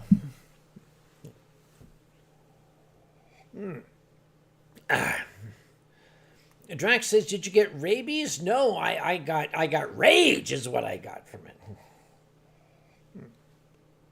it. Marek says, I do have a rather odd question for you, kind of sensitive. I don't know how to word it. Well, Marek, if it's that sensitive, why don't you email it to me? It's unclekage01@gmail.com, and I might be able to address it there. If it's sufficiently sensitive, you don't want to address it on the chat. Let's see. Oh, and Neko Spider says, hello from the bustling metro of Bowie's Creek, North Carolina. Well, I don't know how bustling Bowie's Creek is, but greetings from Carrie.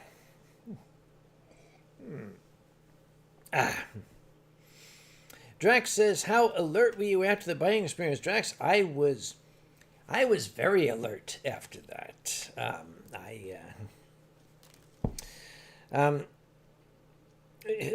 Let's just say I didn't let anybody walk behind me that entire weekend.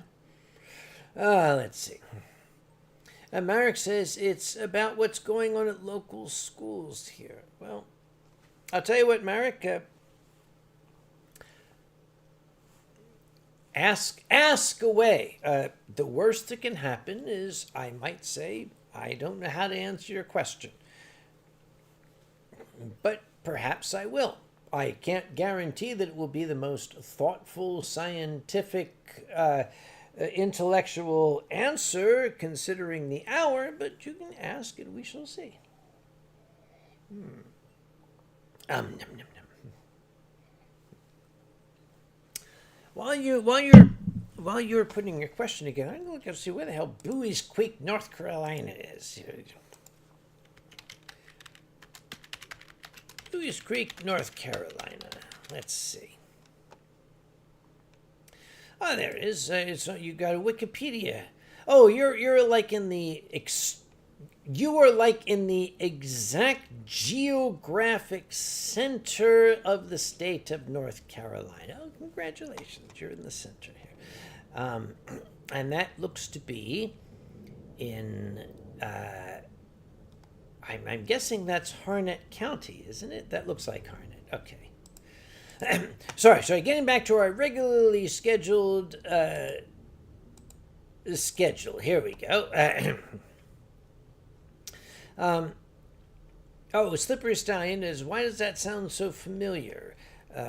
I don't know. If you've ever been to the extreme center of North... I mean, really, if you look at the map of North Carolina, which kind of looks like a guppy, Bowie's Creek is like... You can't get any more center. That's definitely Harnett County, yeah. You're like 2 counties over from me. Marek says, these kids are identifying as animals, going so far as using litter boxes, school, dressing up, sleeping outside, people calling them furs, or murder from air. Okay, Marek, let's take a step back. Bullshit. There, I said it. These kids do not exist. You are listening to a fantasy that has been dreamed up by a particular political party that I shall not mention on my stream. Relax. This is fiction. And I will say no more about it because I'm not going to dignify it. There you go. Right. And thank you, Drax. Yes, indeed, it is fake news. That I'm going to need another swig of this shit. All right. Gummy Bjorn says, my glass is empty. I'm so sorry. So thanks to y'all, you're learning. For a pleasant couple of hours, take care to see most of you at EF in a month. I shall be there, Gummy Bjorn. I shall bid all of you a fond farewell and pass out drunk. I will see you in a month's time, my dear old friend.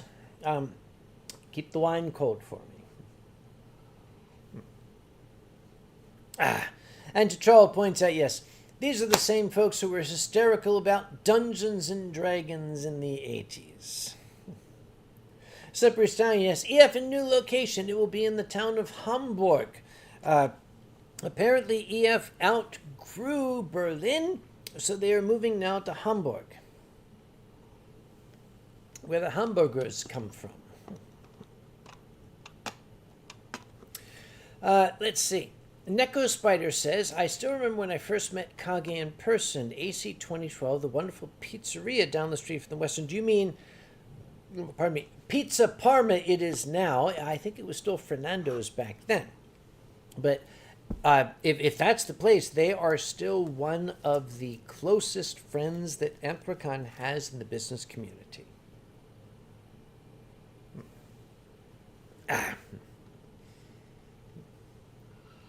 Slippery Stallion says, silly Kage, Hamburg is in PA. Well, yes, one of them is. If you go to Pizza Parma during Anthrocon, it is not on the menu. You just have to know. Go in and say, I would like a lasagna wrap.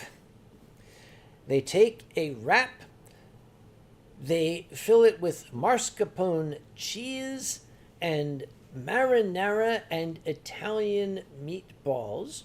They wrap it up and they put some provolone on top and they cook it, and then they sprinkle it liberally with heroin and they serve it to you, and it is like a gastronomical orgasm. I assure you, you must have one. Let's see. Oh, Keto, it is exquisite. Now, here's the important part. You must ask for a little side of extra marinara so that when you take a nomming bite, you can dip it in the additional marinara. Alkali, we were telling stories about you, and you were not here to defend yourself, so unfortunately, everything that I have said for the last 2 hours is now canonically true, and you're going to have to live up to it. Where the hell were you? God damn it. You see what you have made me do? No.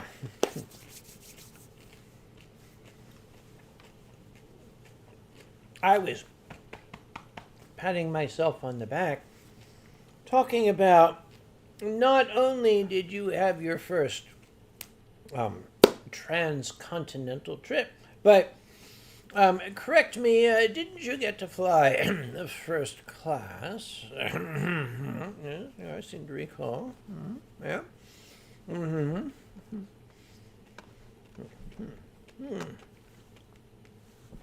And Alkali says, date, day, went and failed to feed ducks. That is about as alkali a thing that anyone has ever said. Well, now, my biggest concern with alkali flying first class was that they will keep bringing you alcohol until you tell them to stop. I was concerned because I've known Alkali since he was younger than he is now. Stop bringing me alcohol is not in his vocabulary. Oh, they gave you a straw. No, that's how it worked. Okay, I was just wondering. Yeah.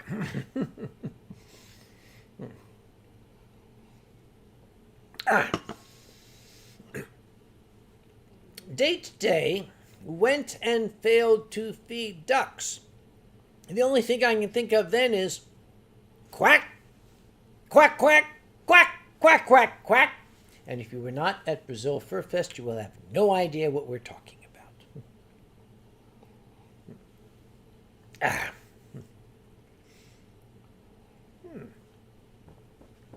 He says, it was just easier for them to make one trip an hour. Alkali, I had to tell these folks the story of how the deal was made to get you to Brazil Furfest, apparently in a drunken stupor that neither you nor I remembered, but fortunately Danny did. And if those of you who have just recently showed up, I shall reiterate the story. Apparently when Alkali was here, I believe in March, was it? Danny, who is the chairman of Brazil Furfest, was online, and we apparently made the agreement that we would get Alkali down to Brazil Furfest, but both Alkali and I were like blind, passed out, drunk, and didn't remember it until I got up the next day and looked at my email, and here's Danny talking about it. I'm like, what? Wait, I actually had to go back and look at the stream. I don't do that. I don't look at these wine streams. I'm too mortified. No. When I am sober, I do not look at these wine streams. But I had to go back, and it's like, what? Deal's a deal, so I had to make it happen. And T'Challa says, what is the quack story from Brazil Furfest? Well, that was... was his name Professor Quack, one of the professors from the Furry University in Brazil? Danny, what was the name of the professor? The Duck-in professor. All he said was quack.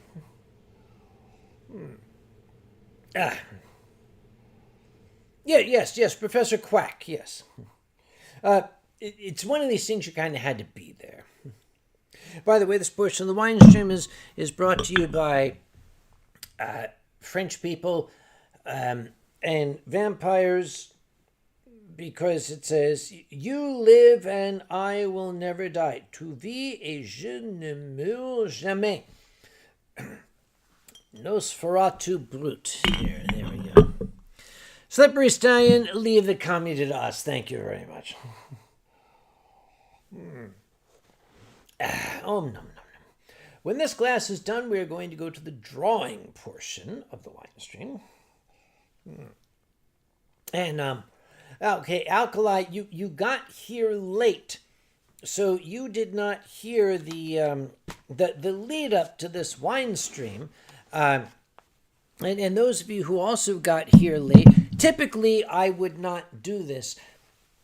Students of mine, years ago when I used to teach chemistry lectures, learned you don't show up late to one of Dr. Conway's lectures, because at the top of the hour, I would lock the doors. I wouldn't fucking let you in. And there was a fire door in the back. Somebody learned to prop it open, because one day I was giving a lecture and I saw the door kind of, and this like little shape kind of came sneaking in. And I said, all right, at this point, if everybody would kindly close your books, we are going to have a quiz on what we have just learned. But for the benefit of those who did show up late, I shall explain that today was a very, very unusual sort of day. Typically on Saturdays, I will spend the day doing my chores here in my house, tidying shit up, and then getting ready for the stream. I set up the lights and test the... Well, I had breakfast with Grandma Kage. First off, it's her fault. You can blame her because she started this whole thing. I had breakfast with her this morning, and we were talking about Dr. J. Robert Oppenheimer. And there's this new movie out, and I mentioned to her, I think I'd like to see this movie, but it's terribly, terribly long. And I I don't know if I want to sit through it. Well, after breakfast, I was walking home, and it's just a whim, this whimsical thought. The movie theater is just half a mile up the road. I shall walk up there, and I will watch this movie. So, oh no, Drax, you will be blamed. That's coming. That's coming. So I went up to the theater, and I bought a ticket, and I watched it. Excellent movie, by the way, both from a scientific standpoint and the standpoint of a student of history. It is a great film, especially those who did not live through the Cold War. I really think you should watch it to gain a better understanding of what we had to deal with. But when I came out of the theater, I was walking home. Now, between the theater and my house is Triangle Wine Company. And that unfortunate juxtaposition kind of interfered with my thought process because, you see, I'm going to be doing a sake tasting at Triangle Wine on the 26th of August. And pardon me, they told me that they wanted to rearrange their sake shelves. Well, I can't just let them do that before the sake tasting. I kind of need to understand what the shelves are going to look like. It's very, very academic. I don't expect you to follow this. So I went in. And as I was looking at the shelves, this nice young fellow who is at the tasting bar, his name is Johnny. He's a swell young guy. He came up and he said, "What are you drinking?" Well, the truth is, I actually wasn't drinking anything. I was just there to look at the bottles, really, honestly. But having said that, I felt extremely awkward. I didn't want to embarrass the boy. So I said, what are you pouring? And he happened to pour this French Brut. And so okay, I'll just have a single glass of this. So he poured this lovely French Brut for me, and I was enjoying the glass, and I got onto my cellular communication device because, having seen the movie, I was now looking up some historical facts about Dr. Oppenheimer. And apparently, when I wasn't looking, Johnny apparently refilled the glass. And it seems he did this more than once. I'm guessing maybe 4, possibly 5 times.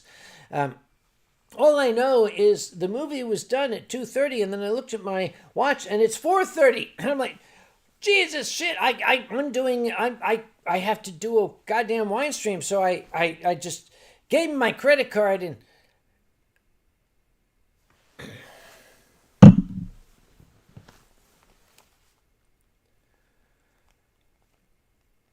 I gave him my credit card, and apparently tomorrow I will be going back to get my credit card back.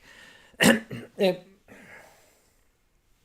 gave him my credit card, and I ran home, and I barely had time to get the lights and the camera set up, and I realized that I apparently had run off with a bottle of that French Brut. So, in the end, it is the fault of Drax, because this is what demons do. You see, you've heard the story. You can now make your own judgment. Look at him. He's got red scales, a bifurcated tail, horns, an evil grin. He's obviously Satan. I'm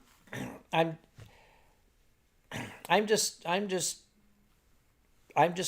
giving you facts. That's how it works. However, at this time, I am going to switch over to the drawing cam. If I have my pen. Yeah, I do have my pen. There we go. Because the Patreon patrons asked me to draw shit for them. So what we're going to do, and now, oh, hi. Can you please, Keto's wife says, in honor of Alkali's presence in this stream, can you please play the Alkali unicorn thingy for all of us to enjoy? I want the record to state that this was not my choice. This was forced upon us. Let's see. Do I have it? I don't have it queued up. Unfortunately, I do have this. Gokiburi, gokiburi taiso. Gokiburi, gokiburi, gokiburi taiso.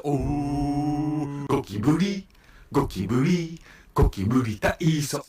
But I'm afraid that's the only video that I have queued up. I'm so terribly sorry. But we are going to go to the drawing cam now. There it is. So oh, for fuck's sake. God. Would you people please keep your shit? Phone. Cell phone. Who leaves their fucking cell phones behind it? Okay, that was Anthrocon's Lost and Found. All right, okay. And the sound is apparently working properly. All right. Let me get back to that. Okay, that was Anthrocon's Lost and Found. Please, for Christ's sake, keep an eye on your shit. I don't want it in my house. Okay, all right. Now we're going to the... here we go. Yes, all right. We are going now to the drawing cam. By the way, those darling folk who are making comments in the channel, when I'm in the drawing cam, I cannot see the channel. So if you have questions or comments, please kindly hold them until the drawing portion is completed. So, all right, what do we have here? Mama T says, your impression of the best cheesesteak sandwich and beverage combo. That's easy. Okay, first we need a cheesesteak sandwich. The cheesesteak sandwich consists of this large bun.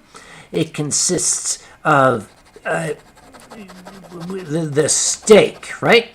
And I am a provolone guy.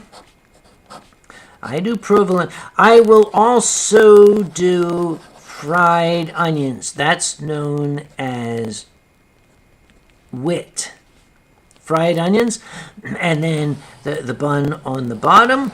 But the important part is that this comes from Jim's at Fort and South. Jim's cheesesteaks at Fort and South. That is the best cheese. Oh, we need a beverage. What pairs with wit a cheesesteak?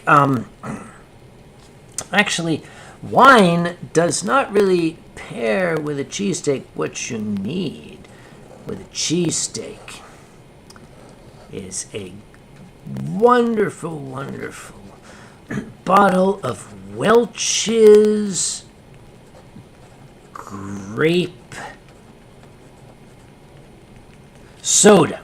I'm from Philly. I'll fucking fight you, okay? That's my story. I'm sticking to it, Uncle Kage. Thank you very much, Mama T. I will get this shit out to you, I promise, tomorrow. Because you notice we still have, like, the old shit from the last streams is still here. God damn it. Okay, I'll fix it. I'll fix it in post. I'll get it to you, all right? I promise.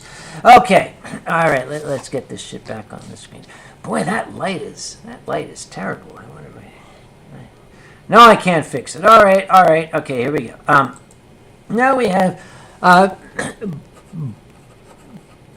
Bobo Poulette, an extremely dapper crocodile who is wearing Crocs on his feet. We can do that. Let's start with a crocodile. Crocodiles, of course, they have like these egg eyes up here, right? Yep, on the tops of their heads. And then they've got like these dinosaur snouts and teeth like this, right? But he's got like a crocodilian-shaped body, like that.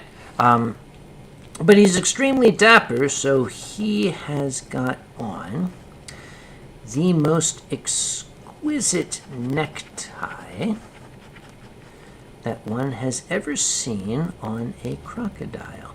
And not only that, but he's got a wonderful button-down collar, which kind of comes down like that as well. But he's got Crocs on his feet, which means on his feet he has these whatever the yep.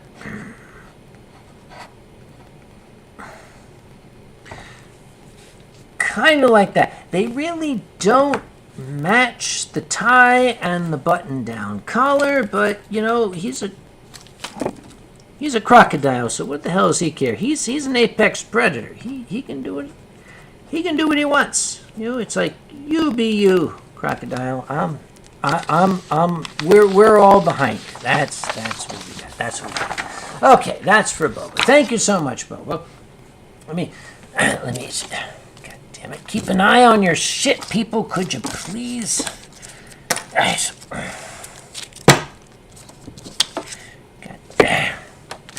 God, fuck. All right, okay. Keep an eye on your goddamn fucking credit cards, could you? Jesus Christ. Okay, next.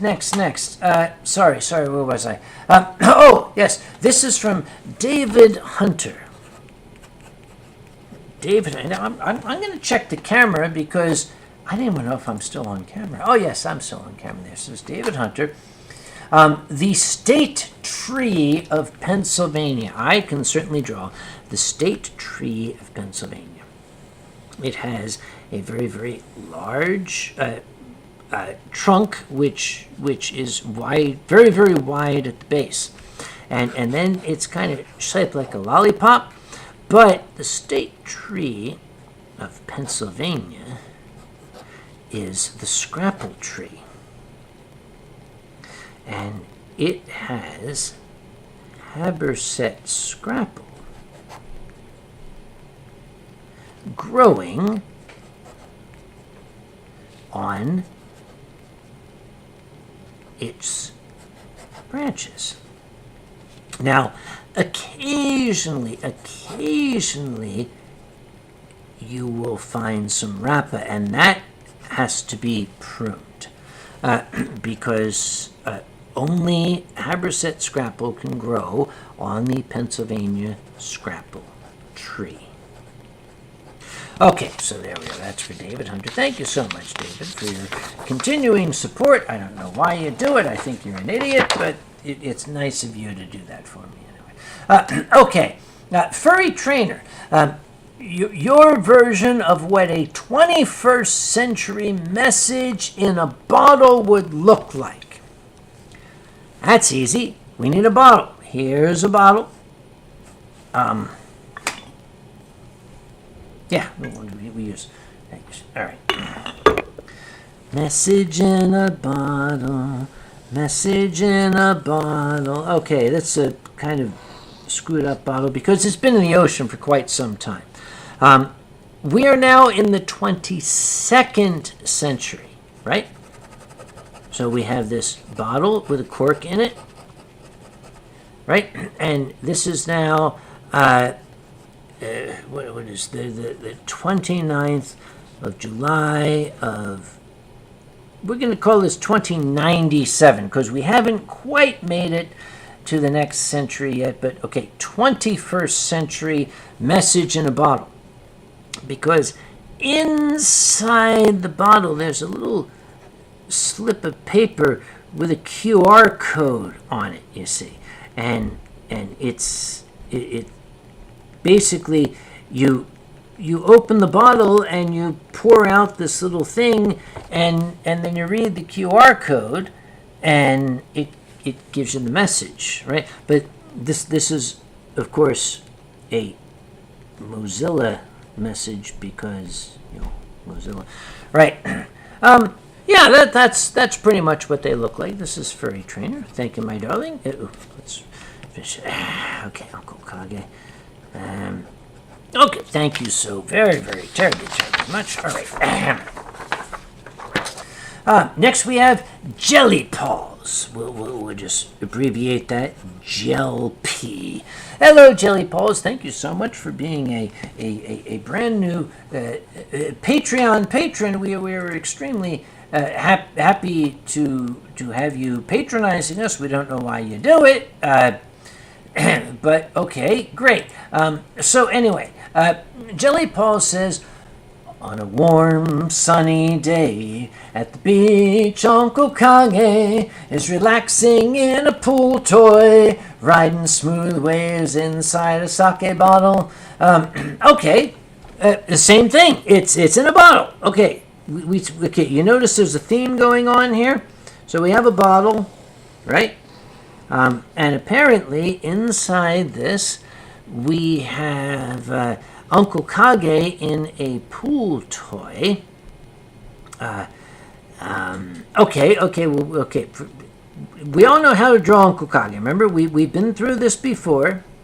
Okay, this is a recap. To draw Uncle Kage, you draw a potato, and you put ears on it, right? And then you put AstroTurf on it. Then you give it the drunken eyes. But Uncle Kage is always very, very, very well dressed, right? But he is in a pool toy. It's basically a, it's like a 10 long pool tie. That's what we got there. It's like rawr. And the rest of him is down here with his lab coat and everything, and he's like floating in it, right? Riding smooth waves inside a gigantic and toasting to health. Yeah, we can do that. We can do that because his arm is kind of coming up here, and he's got a champagne flute because we're drinking Brut tonight, and that makes sense. Okay, that actually... Okay, I screwed something up because this actually almost looks like what I wanted it to, and it's not supposed to, but I'm so very, very sorry, Jelly Paws, for your first drawing. You got something that actually looks like what it was supposed to. That's not what I normally do. Excuse me, I need a... Okay. Silver Foxwolf. We have AG. Foxwolf. Yes. We know British werewolves like tea, and there's a correct way to make it. In this idea, someone has put the milk in first. Okay, let's take this stepwise. Silver Foxwolf is a giant werewolf. He is a macro werewolf, but he is British. So we have the big teeth and everything here, but he is so very, very proper because he's got his bowler hat here, right? And the floof, and of course the ears on either side, and being British, he has also got his very, very nice, Oxford collar attire, as one does. He's wearing a long coat today because it's Great Britain, so it's very, very cold, right? Yeah, and he's claws and shit like that. Okay. Okay, the proper way to make tea. So, okay, he has a tray, as one does, right? He's got to have his tray, and there's a teacup on the tray. Yep. And we first must establish that milk is present. Yes? Now, Silver Foxwolf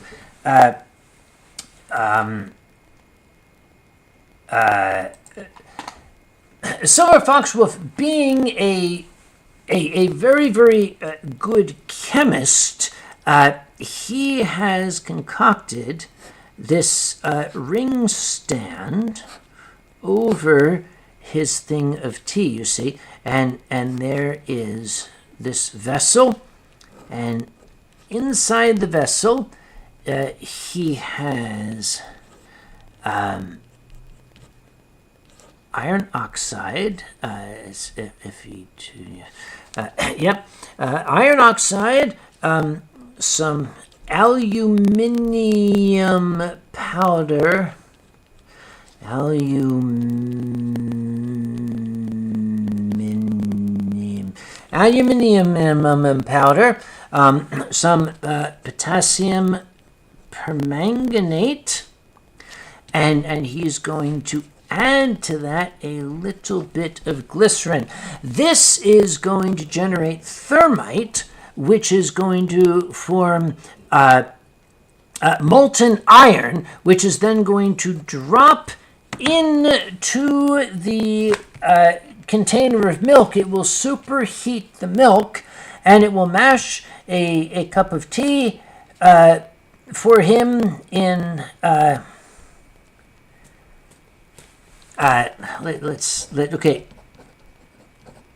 let's just summarize, shall we?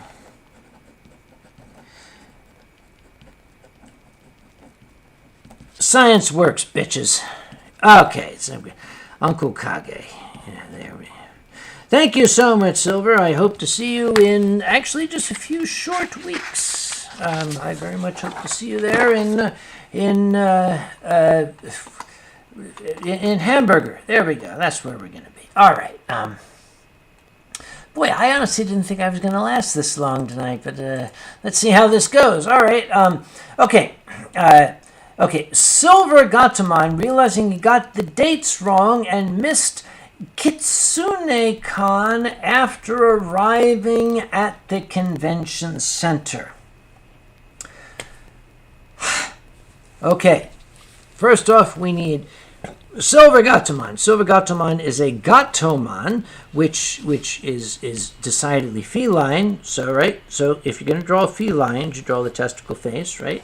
And you draw the ears, and, you know, he's very, very happy. There he is. But he's missed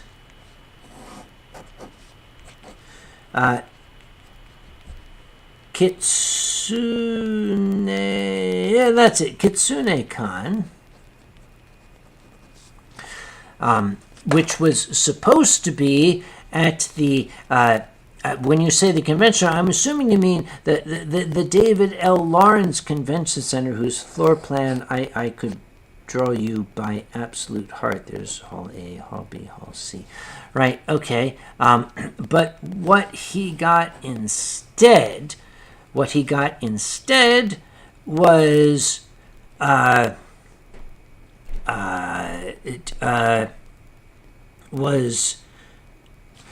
okay. I'm going to the channel. I out of ideas. Okay.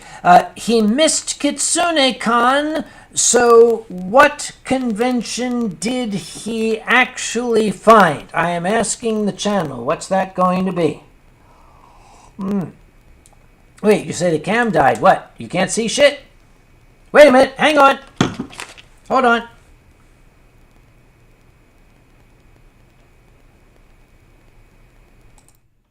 People are saying that... Oh, wrong one. That was from last week.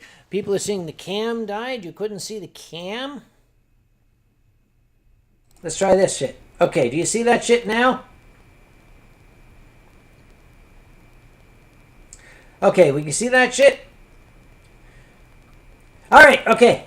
So, we're going to go back to the question because he missed Kitsune-con, but what convention did he show up at? I am going to ask the channel, and you better answer quick because I'm getting impatient. Somebody give me an idea. Nobody has any ideas. Okay, I'm going to come up with something else. Okay, the convention that he came up with was... Anthrocon!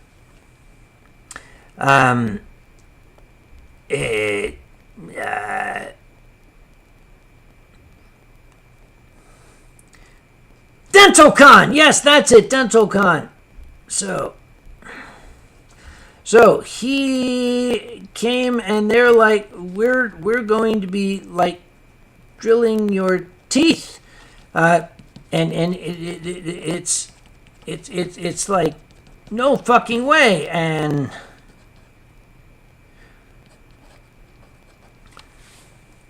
okay, I don't know why you people watch this shit anyway. I'm sorry. Silvergatamon. There. Thank you very much, Silvergatamon. Okay, and last but absolutely least, because he's actually a love. I love him all to pieces. Okay, we've got. Okay, and I think you guys can probably predict what's coming up here. And we've got Silent Dawn. Silent Dawn is telling us it is International Tiger Day. International Tiger Day. All right? We want a picture of Silent Dawn, a tiger, catching a giant Alaskan salmon. However, a bigger salmon shark has grabbed a hold of that fish and latched onto it. Sure, why the hell not? Okay, Silent Dawn. Now, we have already established that if you want to draw a cat, you just draw testicles, right? Because that's what cats do. They have testicle faces, but because this is a tiger, you've got to draw tiger stripes, right? And a tiger tail, which likewise has stripes. But he has caught with his fishing rod a giant Alaskan salmon, and it's not just an Alaskan salmon.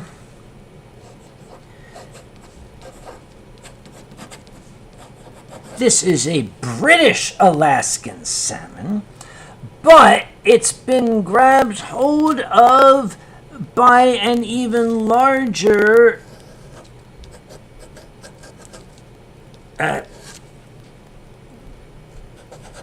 shark.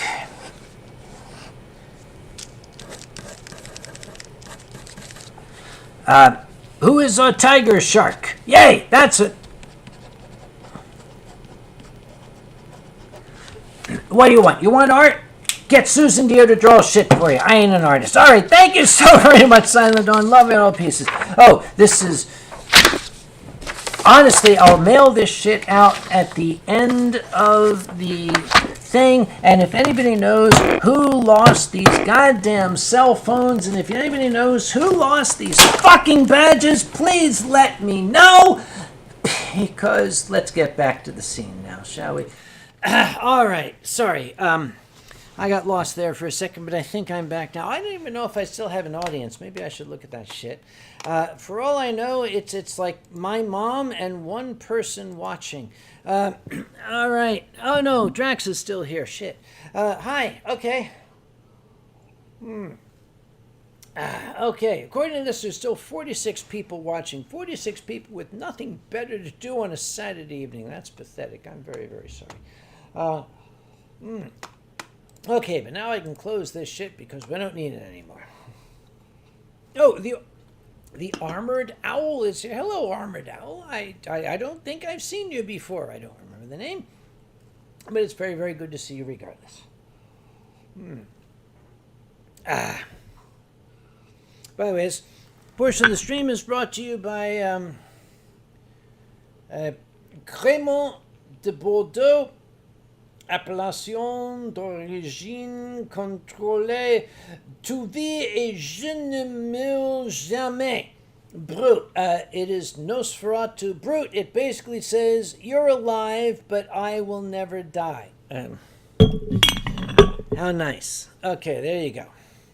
All right, so there we are. And once again, don't leave your shit behind at conventions. We don't want it. I'm going to be making another trip to the post office on Monday. Here's the thing. I don't know if you folks have ever gone to an American post office. They will not take more than 10 packages at a time. So I've got to go with like 10 boxes of people's crap. And anyway. All right. Where are we? And Lexicon says, hooray for French vampires. Actually, what is the French word for vampire? I think it's vampire. I know that the werewolf is the loup-garou. Whatever the hell. God only knows. All right, where were we? Actually, since we mentioned Scrapple, I didn't have the Alkali video queued up, but I do have this one queued up, so we're going to cue this here.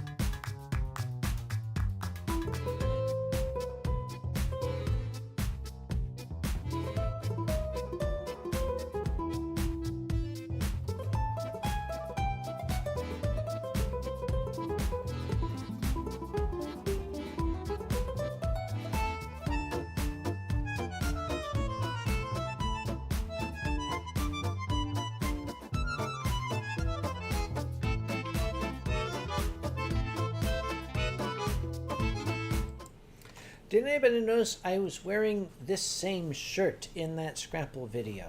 Yeah, and yes, the chopping board was completely worthless. It was just there to catch the little crumbs of meat that went down there,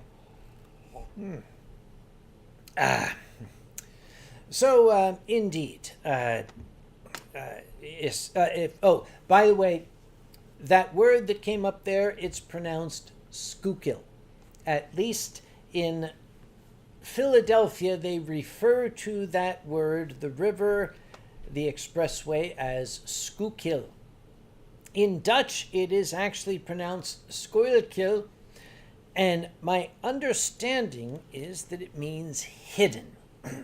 See, this was a little jab the Dutch made to the British, because in the early days of exploration of that portion of what was eventually to be called Pennsylvania, the British had mapped out the Delaware River. And the Delaware River is this big river that goes inland. Some Dutch explorers were following the English map. And they came across this equally massive half-mile wide river that flowed into the Delaware. And they looked on the English maps, and that river wasn't there. So they added it and they called it the Hidden River, the Schuylkill River, as a kind of dig at things. Oh, you must have missed this giant half-mile wide river coming in because it was hidden. So that name survives to this day. And to the locals, it is pronounced Schuylkill.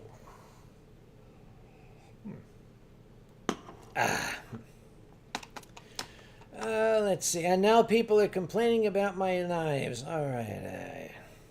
Zorganaman says, the only time I lost something and had to have it sent to me after Anthrocon was when a lens cap fell off a camera, rolled across the floor, and fell down an elevator shaft. Okay, Silverganaman, that kind of shit happens. I'm down with that.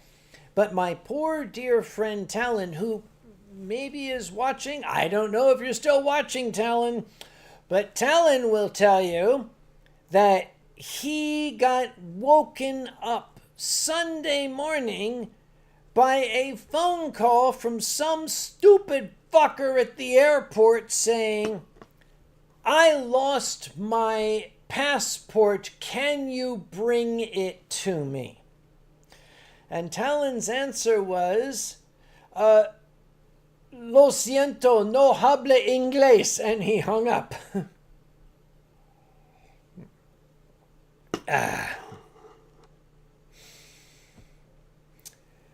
Savage Gerbil says, we can be fairly confident neither of these cell phones went rolling down anything. There is a cell phone sitting in a box over there that belongs to a stupid piece of shit from Norway.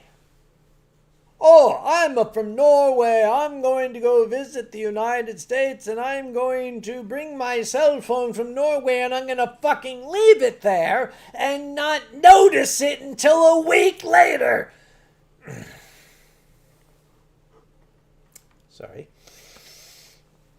He contacts us and says, oh, I'm from Norway. I left my cell phone at Anthrocon. Can you send it back to me, please?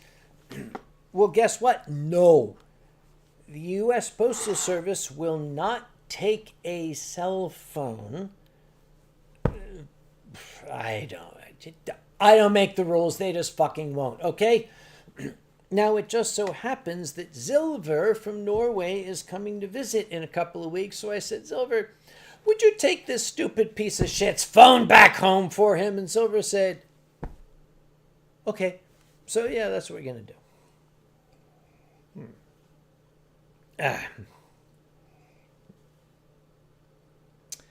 Okay. Thomas Fuchsbell says, if those cell phones are on, they notice you track where your home is and the phones are, they might as well get. I'm going to take you guys back a year. We had a phone that Talon did his best detective work. It had some, shall we say, detailed artwork on the home screen. Talon tracked down that artwork online and contacted the artist and said, we have a phone here with this art on it. Is it your phone? And the artist said, no, that's not my phone. That's just somebody with my art on the home screen. So we thought we were at a dead end. Now the phone was a T-Mobile phone. So I took it to the T-Mobile store. Now, remember, this was last year. We were still COVIDizing. I had the mask and okay. I'm wearing my hat and like I got the mask on and all that shit. So I go to the T-Mobile store with the hat and the mask. And I said, I have this phone that somebody lost. Can you help me find out who owns it? And the young fellow at the store powered it up and he said, oh, that's a nice circle. Oh, yes, I imagine it is, I said. And as he was doing his computering things, I said, I'm rather impressed that you know what a circle is. Would I be correct in assuming that you are a member of the furry fandom? And the fellow kind of looked a little awkward and shuffled his feet and said, well, yes, I'm guessing you are too. I said, well, actually, now that you mention it, yes, I am. And he said, wait, you're, I said, the guy who found the cell phone, yes. That was actually kind of cool. I like the guy. I have to go back and visit him. Oh, hi, Silent Dawn. Wait, what did I just walk into? You didn't see the drawing I did for you. You will, because I will send it to you.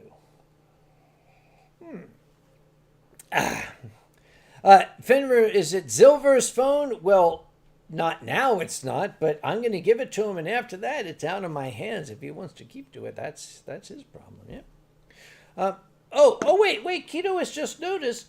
You didn't notice? You never noticed that Stan and Ronnie has a kilt. Yeah, this is Stan and Ronnie, and he has a little kilt. There's a long story because he's a long, get it? Long? For why he has a kilt. But I'm not going to tell you now. You'll have to wait and perhaps... Oh, Qianlong! Qianlong is here. Hello, Qianlong. We were just talking about Stan and Ronnie, and I was not going to explain why he is wearing a kilt. I was going to leave that to the viewers' imagination as they are admiring his his 16-pack that he has here. But is he true Scottish under that kilt? Yes. Num, num, num, num. Oh, and Silent Dawn says, I've been here, just stepped outside and back in. A likely story. Okay, I need to tell you guys how I met Silent Dawn. If you have seen this Winestream for years, you might remember Earl, the guy from the lube rack. By the way, at some point we need to have Earl from the lube rack come and join us again. You drop me an email. Let's make that happen, shall we? But Silent Dawn actually doesn't live more than a few hours away from me. And because he is a Patreon patron, I drew a picture for him and he sent me an email that said, and I suspect he was joking, he said, you can just drop it off at my house. Okay, guys, I'm Uncle Kage. Don't say shit like that to me, because I will. Silent Dawn came home from work, and there's this old fucker standing in front of his house looking lost saying, I say, would you be Silent Dawn? And he looked up and he's like, dude, the fuck? And the old fucker said, yeah, I drew this for you, and you said to drop it off, so here I am. Yeah, that's the kind of shit I do. Yep.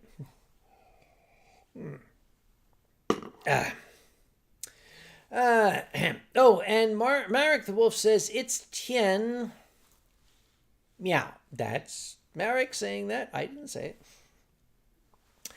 Anyway, Silent Dawn's jaw dropped. He was very, very shocked. As I recall, we actually had a lovely dinner. We went to like a little... like a steak restaurant. We had a lovely dinner together, and we've been the best of friends ever since. He's been on the stream, I believe, twice. When you get back from Alaska, we need to have a return of Earl from the lube rack, and we'll make that happen. Nom, nom, nom. Sorry. Wrong end. Sorry, I was. That was totally by accident. I wasn't trying to look up his. Anyway, right. So, okay, I did notice a little something. When when you shake his head, his brain rattles. Do you hear that? I don't know. Incidentally, those of you who joined late, not only are we having bubbly French brute to celebrate what was actually a surprisingly successful Anthrocon this year, but I am drinking it out of this glass. This cheap shit glass, which is the last surviving wine glass from the Adams Mark Hotel in Philadelphia, which was Anthrocon's home until 2004. I rescued this glass, was basically an estate sale from the hotel. I went in, people were buying furniture, they were buying light fixtures, they were buying everything that was not nailed down. I took this glass and I took a martini glass for a friend. And there were people with shopping carts full of shit. And I'm standing in line and people look at me like, is that all you're going to get? I said, yeah. And one guy said, what are you going to do with that? I said, this is for wine and this one's for martinis. And with this giant cart full of like mattresses and lights and he looked at me and said, you can go ahead of me. Oh, thank you, I said.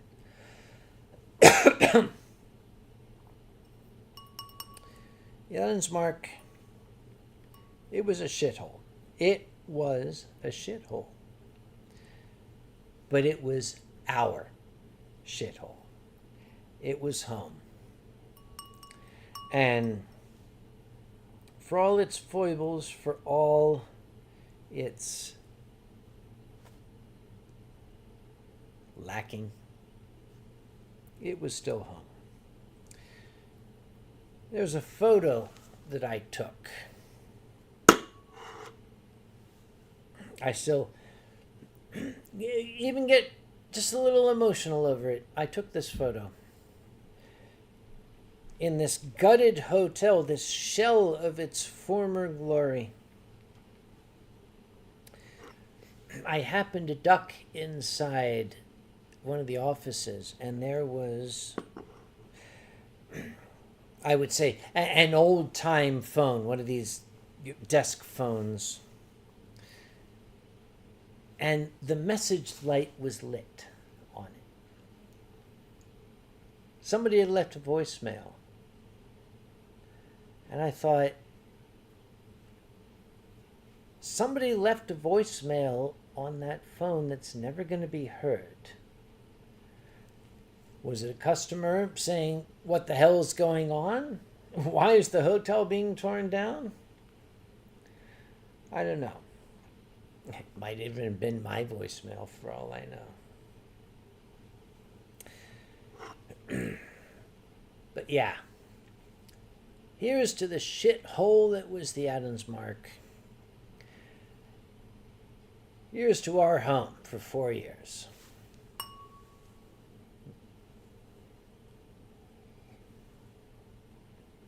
Yes, T'Challa Philcom was also at the Adams Mark. And why do I keep doing this? Oops, sorry. This is cheap glass. I will compare it to this, which is crystal. Let me do that again. And compare it to this. That's cheap shit glass. But it was our cheap shit glass. I might have held this glass on stage during my story hour. And that was the last thing that I did. The Honest Mark was being torn down. Everybody was up on the main floor buying, as I said, everything that wasn't nailed down.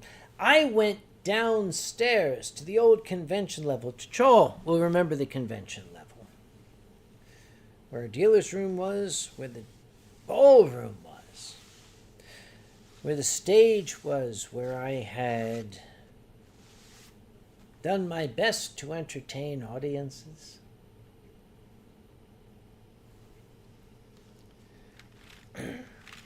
I went into the ballroom. It was empty, kind of forlorn.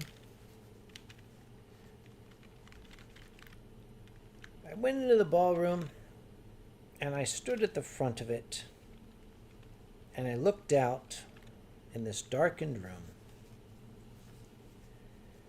and I took one last bow.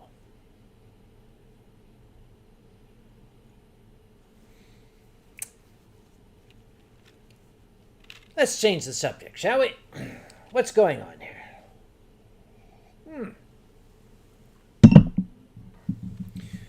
I spilled some of this expensive French Brut over my little, whatever the fuck thing this is called here.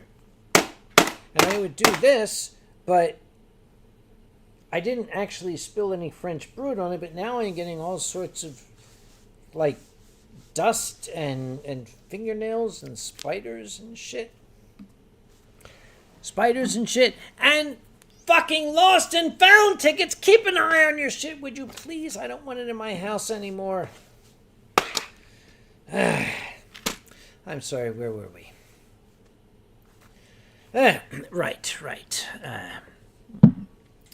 Slippery Stallion says, wish I would have known about AC back then. I do too.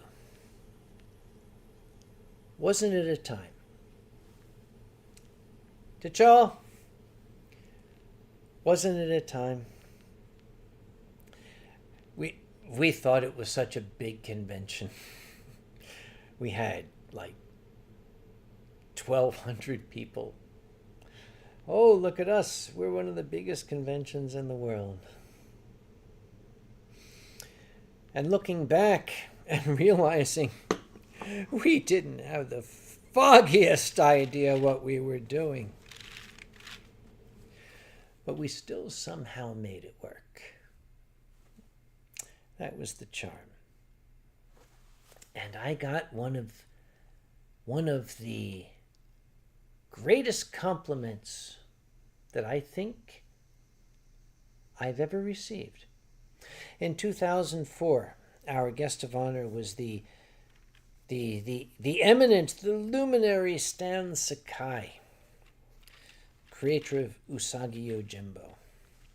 A man that I am extremely proud to say has become a friend.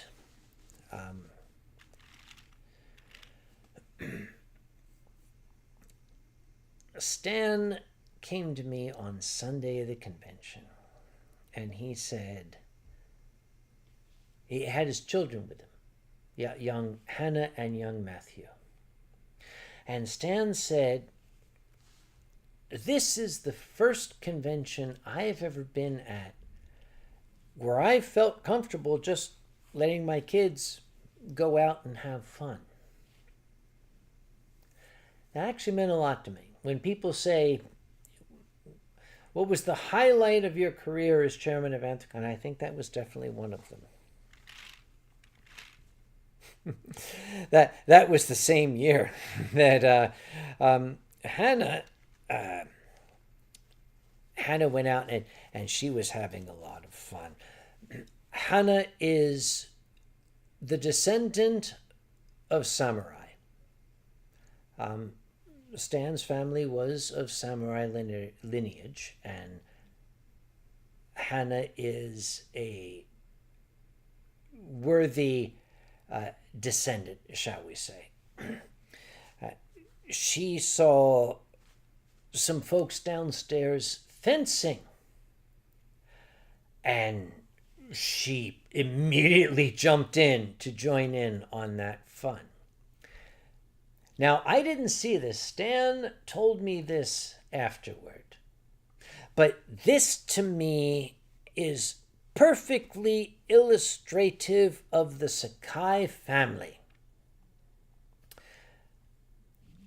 Hannah was supposed to be back in the hotel room by 11, but she wasn't.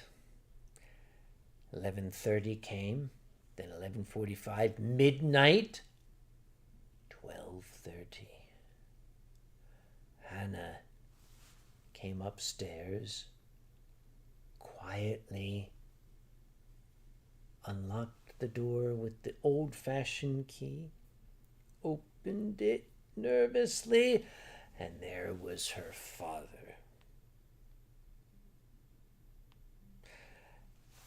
Now, the scene was described to me this way. You were supposed to be in at 11, young lady.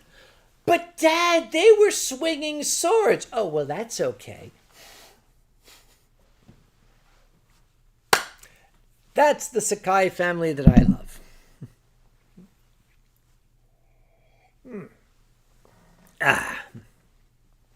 By the way, if you see Stan Sakai today, he's grown a Mr. Miyagi beard. It's just gorgeous. It's precious. You have to see him.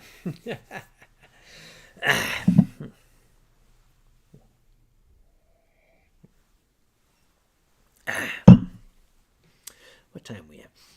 Still lots of time. Actually, we still have. Goddamn French, they make their bottles too big.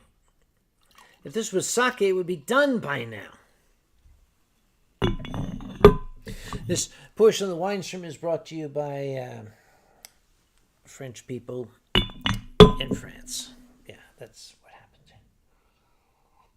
Num, num, num, num, num. All right, what did I miss while I was telling that story? I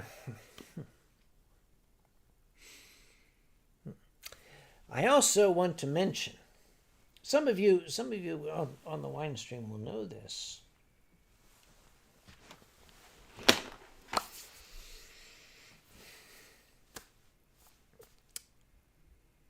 Furry fandom had something of a rocky start in Philadelphia.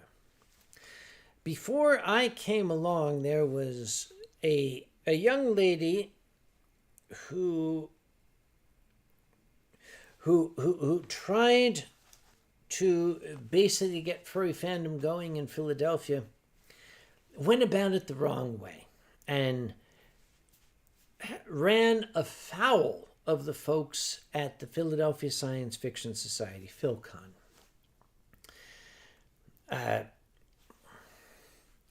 Ugly politics, personality clashes, water under the bridge. It doesn't matter for purposes of the story. Let's just say this young lady unwittingly and inadvertently drove a wedge between PhilCon and this new upstart furry fandom. It wasn't long after that I decided that this convention that I had taken over called Albany Anthrocon had to move to the Philadelphia area. I was very, very good friends with the Rutkowski family, members of the con committee of PhilCon. Ed and Marg Rutkowski, they are still some of my closest friends. I'm going to pause. There is a small insect which has flown into my wine. It is a kindred spirit. I cannot see fit to bring harm to it. It is completely wasted. So I am going to delicately place it here and allow it to recover. There we are. You'll be fine in the morning. You'll have a headache, but you'll be fine in the morning. There we go. There you go. Sorry. Where was I? Oh, yes. I said to Ed and Mark, would PhilCon help me get this convention off the ground? And they said, there's some bad blood between your community and us. We'll do what we can, but we don't know how far that will go. So I said, would you take me to a PhilCon committee meeting? I went to one of their board meetings. I wore a nice tie, not this one with the cockroaches on. I actually wore a very, very nice tie. And I was introduced.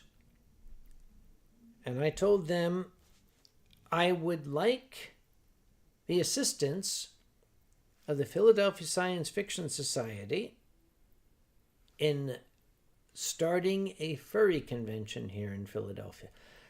The room erupted. Oh my goodness, it was chaos. Shouts, catcalls, guffaws. They didn't sound enthusiastic. One of the fellows jumped to his feet and he pointed at me and said, "You would have to get on your knees and beg us for our help."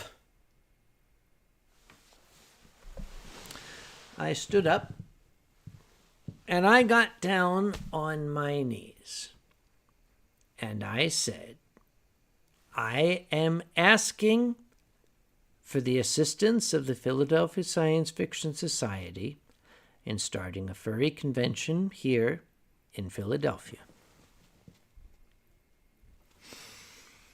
And the room was silent. I don't think they were expecting that. And after about 6 or 7 seconds, one of their board members said, "Our charter does state that we will offer assistance to other fan conventions that ask us for help." So PhilCon and Anthrocon became de facto partners. To this day, if you go to Anthrocon's art show, many of those art panels are labeled Anthrocon, but some of them still say PhilCon on them because for the longest time we shared equipment.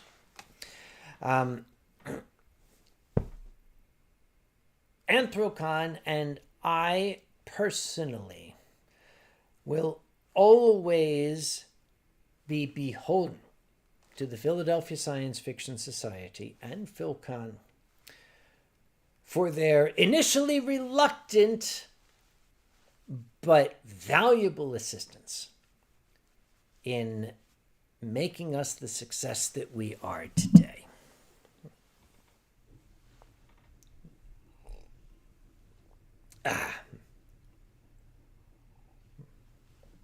Marek the Wolf says, perhaps you can aid Mama T and myself in convincing a certain Kage to cook. Okay, I saw this going by, Marek and Mama. It's not out of the question. Alkali has made some videos, cooking with Alkali. What would you like me to cook? I could make some scrapple. I could make some of my my signature jambalaya. I could make some of my Schuylkill Valley style beefaroni that was a recipe taught to me by one of my dearest old friends, Mrs. Allen, back in Collegeville, Pennsylvania. Okay, this Winestream is for y'all. Tell me what you want to see. You want me to cook? I'll fucking cook. Just tell me what you want. Oh, and okay, this reminds me. I have some hot sauce in there. It's called what's it called? It's like the serpent's orgasm or something like that. it's pretty killer. I'm keeping it because it's got Carolina Reaper peppers in it, and I know that when Silver comes in a couple of weeks, he loves the Carolina Reapers. I'm going to make something with that shit in it for him. Now, if you want, we can film it, but tell me what you want. Tell me what you want. Yeah. Mama T says, your jambalaya sounds awesome. We can make that happen. Ah, Katie, yes. Oh, Katie is talking about Blanche. Blanche Allen, one of my oldest and dearest friends. The old bat. It's a term of affection. Katie, Blanche's birthday is next Friday. So if you would like to send her a card, I suggest you do so. I met Blanche, I think, in 1981. And we have been friends ever since. And some fucker out there is going to say, I wasn't even born then. Yeah. I get that. Blanche is one of these forces of nature. She is eternal. The day will come when her physical form is not on earth, but she will endure. If anyone is familiar with Ursinus College in Pennsylvania, Blanche is the embodiment of that college. Her body may not be around, but as long as that institution exists, so shall she. T'Challa mentions, was I at the 1995 Conference East in New Jersey? T'Challa, have you ever seen, it's actually become a meme now, an ancient, like 8mm film that some guy took of me with my late 1980s haircut and giant glasses and a blue blazer, because they were fashionable then, a blue blazer, gray slacks, white shirt, red tie. I saw this fellow filming me and I said, oh, I seem to be on film. And if I'm on film, I have something to say to the folks at home. We are all having a lot of fun here, and you're sitting at home watching this guy's video like a stupid jerk. Yes, that was at the 1995 Conference East in New Jersey.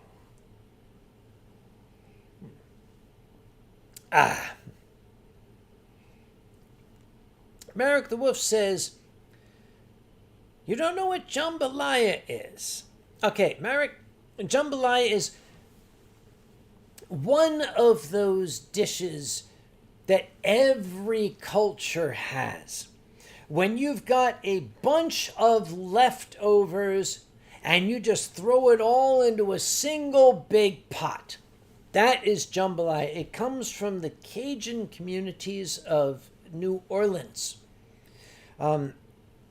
They basically had, okay, there's some leftover chicken, some leftover crawfish, some leftover pork, some leftover... Let's throw it into a giant pot, and to make it interesting, let's add Cajun spice. That's jambalaya. Silent on any new interesting happenings with your neighbors or the geese around the lake. Okay, well, the geese around the lake are they're goddamn Canadians. Interesting happenings with the neighbors. Yes.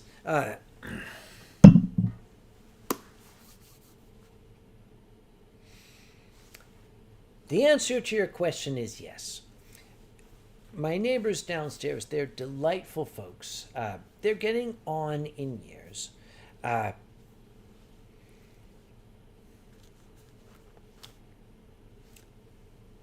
I'm going to stop there. Were there happenings? Yes. This is one of those stories you have to come visit and we'll pour a drink and we'll talk about. Because I'm not going to sit here on camera and gossip about my neighbors who are very, very wonderful people who had some misfortune. Let's leave it at that. If you would like the story, come visit me or buy me a drink when the cameras aren't on. I will just say this. I was able to lend assistance. A serious situation arose. And I did what neighbors do. Because it's been my philosophy.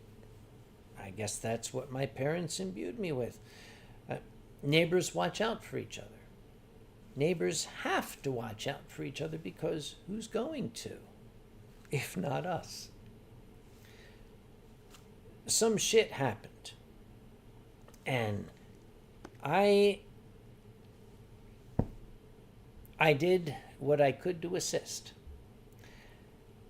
And then I got out of the scene. Because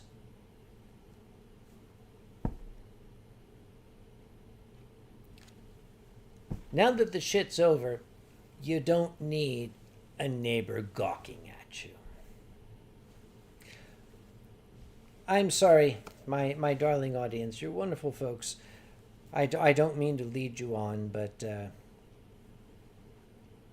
out of respect for my friends downstairs, let's just say, come and buy me a drink and we'll talk about it in private. Next subject, shall we? And apparently, having talked about jambalaya, they're talking about crickets, silkworms, and buffalo. No, that's not what goes into. Who the hell are you anyway? No, that's not what goes into jambalaya. Keto says, when are you doing the sake class at the wine store? It is the 26th of August, and I don't know the link, and I don't know how many slots are left, but I'm just going to say Triangle Wine Company in Cary, North Carolina. I think it's like Triangle Wine, Cary, NC.com, something like that. Go to their webpage, look at their calendar, the 26th of August. It says, join us with our resident sake expert, Dr. Samuel Conway, assisted by Mr. Ronnie Noodles. That's actually what it says. You can look it up. That's what it says. Thomas Fuchsbell says, can we have some sake tasting at your friends next year? Tom, may I call you Tom? The answer is yes. It's difficult for me to transport sake in the volumes I would need to Germany. But if you can find a source of good sake in Germany, I would very, very happily do a sake tasting in Hamburg. Oh, pardon me. Let's see. And Chachal found the video from Conference East. Yes.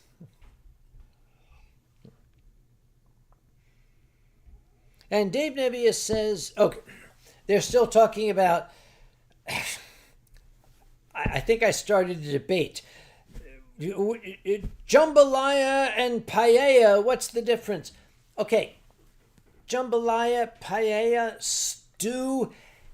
Every culture, as I said, has their version of, we've got a bunch of leftover shit, let's throw it all in the pot. The Spanish call it paella. The Cajuns call it jambalaya. The Japanese call it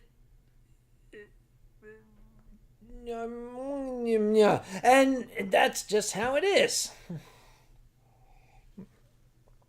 Hey, yes, and Silent John says, and ours is better. Yeah.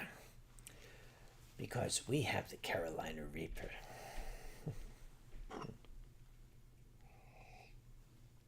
Oh, nom, nom, nom. I don't know if my dear and sainted mom is still online. Okay, mom said, I always watch your Winestream even though I am not in the channel. She's full of shit. She's basically drinking wine with her friend Bea downstairs. They're not paying attention to the screen. But if mom's still watching, she will tell you that back when she was a little girl during the Depression, the same thing. There was always a pot simmering on the stove, and the leftovers would all go into it because you didn't waste food back then. Oh, no, no. And Katra says, okay, Katra, no, that's not what scrapple is. Scrapple is a meat product that grows on trees in eastern Pennsylvania.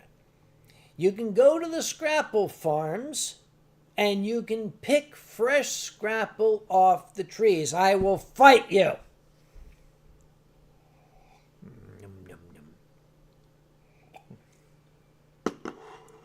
Merrick the Wolf says, I've had this then, having lived in Shreveport. Okay, I will defer. Merrick, if you lived in Shreveport, you have had proper jambalaya.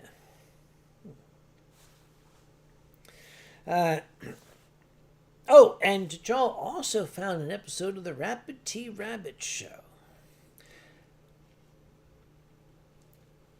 This is a name that you younger furries do not know. And maybe it's time we fixed that. Back in the 1990s, there was this goofy goober who lived in New Jersey. I think he lived in Cape May. Was it, T'Chall? Correct me, he lived in Cape May, I think. He called himself Rapid Tea Rabbit, from Rapid Transit Rabbit. He had a fursuit before fursuits were a thing. He had a public cable access channel that had like 8 viewers.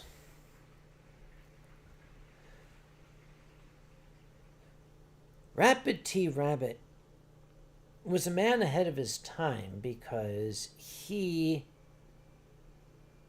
essentially used fursuiting and puppeteering on this public access cable channel to try to make people smile. Remember what I said earlier in this broadcast? That if you ever want to honor me, make somebody else smile, make somebody else laugh. Rapid Tea Rabbit was doing that before it was popular. His show was quirky. It was awkward. It was weird. But it was furry. It was undeniably furry. It was fursuits. It was puppets.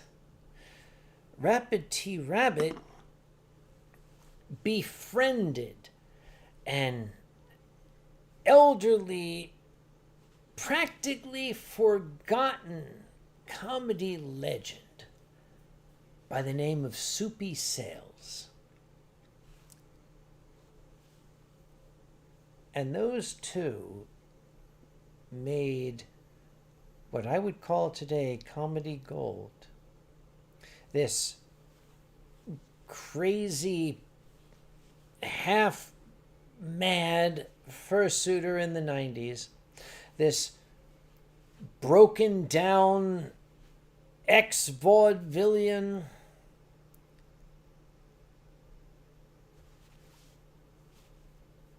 But they used furry to make people smile.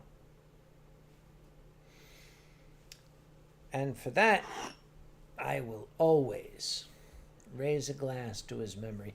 Rabbity Rabbit left us, what was it, Joel? 15 years ago now, I think. He went the way of all things. And I mention this now because you young folk who never heard of him, you need to. Because he led the way. And those of you who remember, well, God bless you for remembering. Here's to RTR.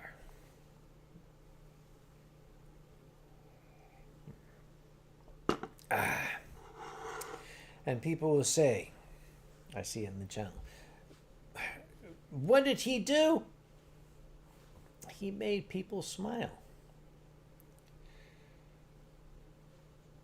That is a talent that is sadly in short supply today. Actually, let me address that.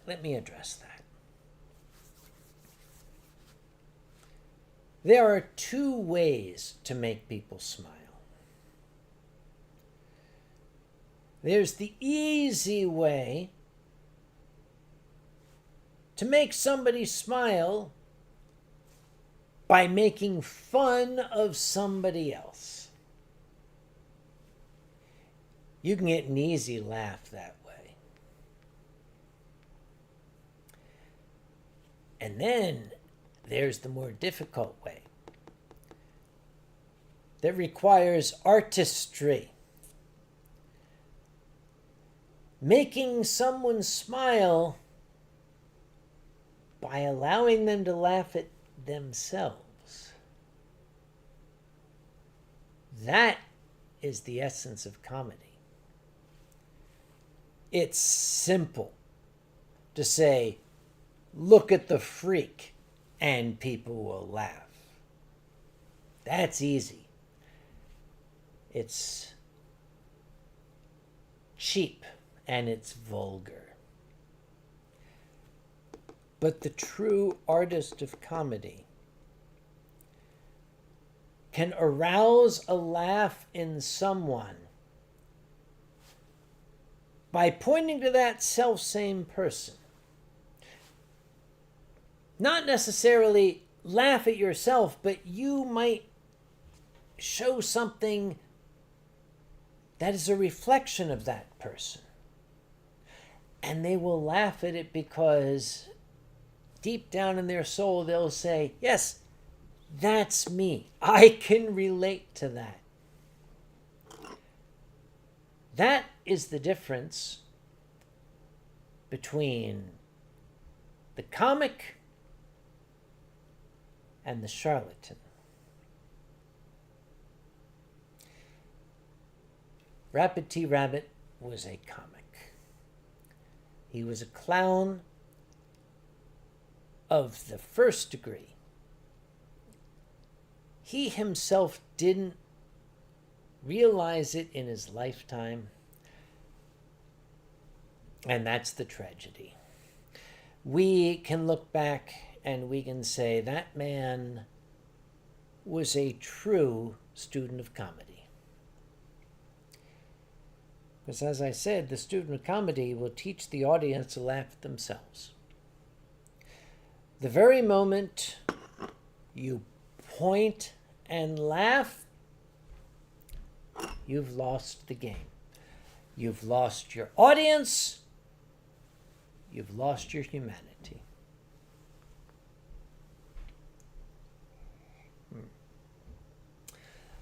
Wolfcat Wildcat, yes. That was how we ended his show. Keep hoppin' happy.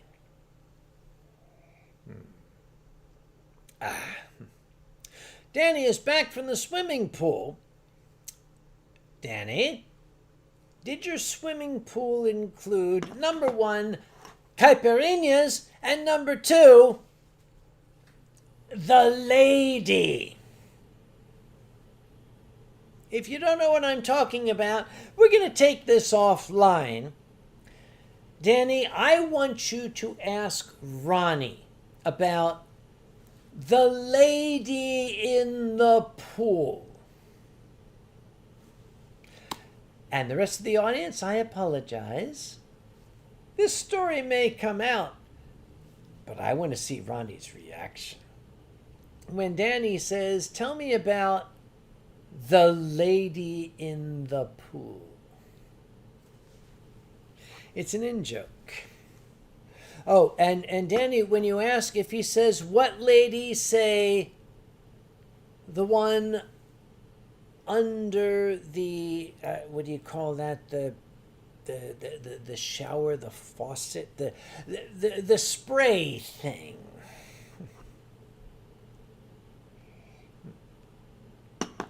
And, T'Challa, were you there?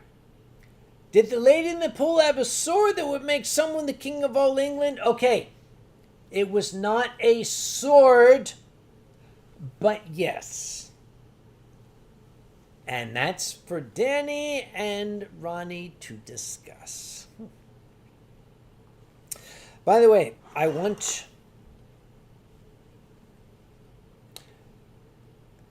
Danny, I am going to ask your forgiveness if I broach a subject that is not my right to broach, but I'm going to do it anyway. During Brazil Furfest, a member of the convention publicly insulted a staff member of the Sheraton on Twitter. That doesn't sit well with me. Let me explain. At any convention,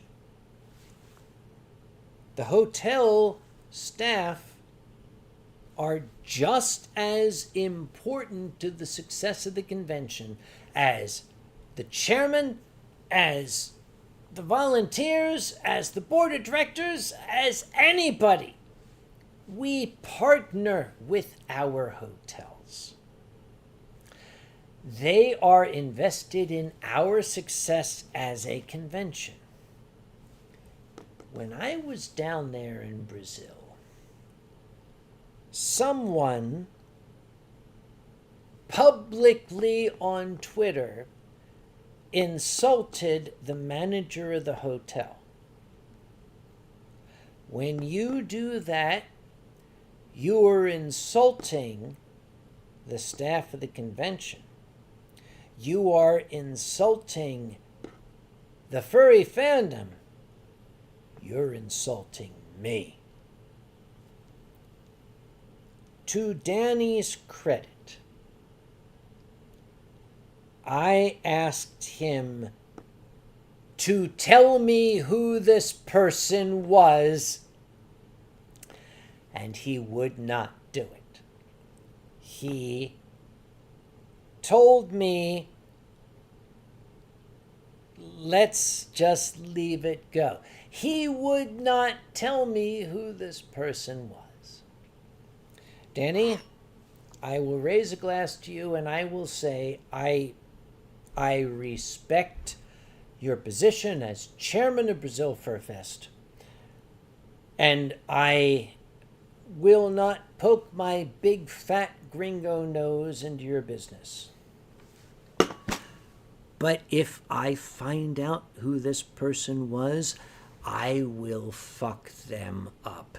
I will do things to them that will make them suffer for 400 years, and they will be begging me for mercy in the first 3 minutes.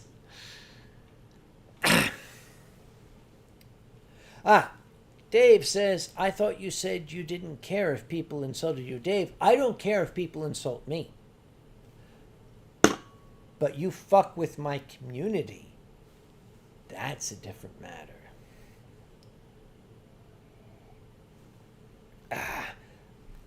I want to point out the exquisitely professional reply from my colleague, Senior Lauderdale. The tweet was deleted, and I thank you very much for all the advice on this. You helped us a lot. Danny doesn't want me to kill one of his attendees. We'll leave it at that.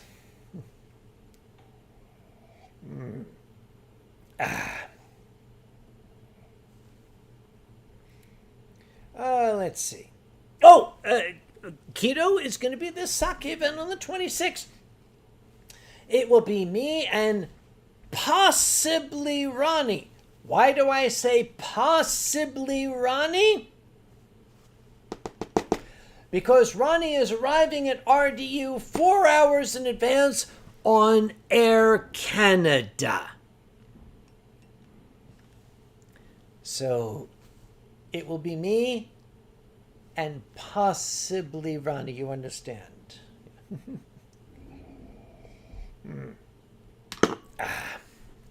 And when you're there, Keto, I'm sorry, is it Keto or Keto's wife? It's hard to tell. I shall be wearing my mayakake. Well, did I ever show that to you? The good folk at JMOF gave me this. It's in English we would call it an apron. It hangs in front, and it's called a mayakake because it protects my trousers from getting things on them when I am helping make the sake. That's why it's called a mayakake. Yes. Yeah. T'Challa says, just reschedule the sake tasting for the next year on the same weekend. Actually, that would work. That would work, T'Challa. Yeah. Now, I will tell Ronnie's story. He's not here, but Ronnie has a wonderful story to tell because Ronnie was going to come here and then we were going to travel to Brazil Furfest together. Some premonition told us maybe he should come a few days in advance. It wasn't Air Canada this time, it was Delta. In Delta's defense, you might have noticed in the news a couple of weeks ago, some serious storms hit the New York and New England area. Ronnie got caught up in that. And that is forgivable. I will not fault an airline for saying, shit's happening. We're not going to put a plane into the air because you'll die. I'm cool with that. What I am not cool with is Ronnie had checked a bag, and in that bag was Ronnie. The fursuit was in a checked bag. For 3 hours, that checked bag sat somewhere in the airport, and Delta didn't seem to know where it was. I had arranged a rental car that Ronnie could have taken to drive down here, 7-hour drive at most. But Delta, as my late grandmother used to say, fucked around for 3 hours before they finally got his bag to him. By the time they got his bag to him, it was too late to drive down. At this point, we shall wait until Ronnie is here, which I hope he will be at some point. Trinity says, I'm surprised there were problems with Delta. Oh, your SMD level with Delta. And Danny had adventures with Delta going to Anthrocon. I'm not going to say that Delta's a bad airline. They try their best, but Delta has a small problem. 68%, and you can look this number up, 68% of Delta aircraft will fly through Atlanta on a given day. If something happens in Atlanta, 68% of their planes are screwed. That's not what happened this particular time. Wolfcat Wildcat says, hope Ronnie is safe. Well, I think he is, because he is actually enjoying himself in Toronto right now. In fact, I can check this.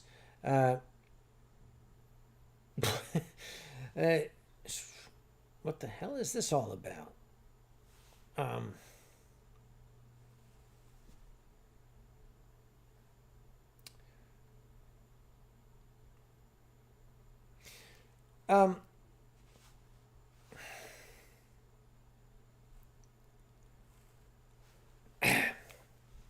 Ladies, gentlemen, all and neither, just a small notation. When you undertake a career in comedy, when you dedicate your life to making others laugh, when you say, I am going to get on camera and do stupid shit,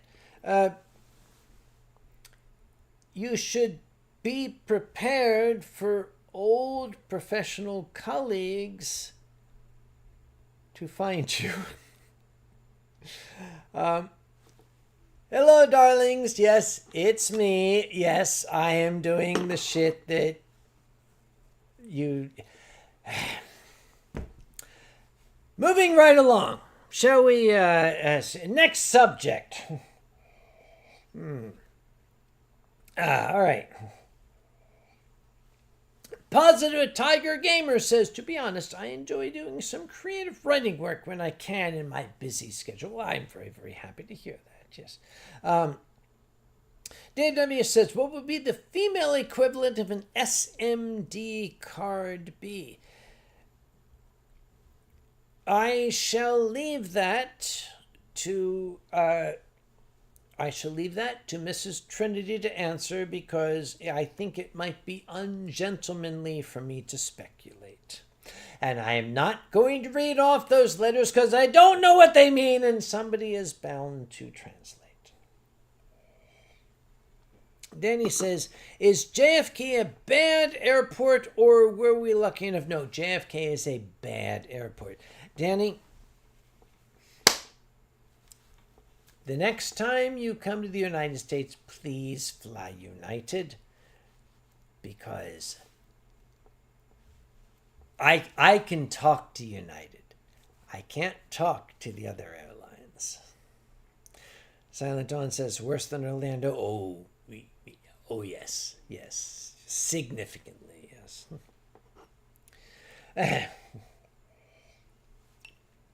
T'Challa says, Kage, would those colleagues like to see that video from CF East 1994? They probably already have. The self-same colleagues that I just got the text from, let me share something. These are the same colleagues, my darlings, and I know you're watching. These are the same colleagues who in 2001, when an episode of CSI aired, They were gathered outside my office. I could hear them in the hallway whispering.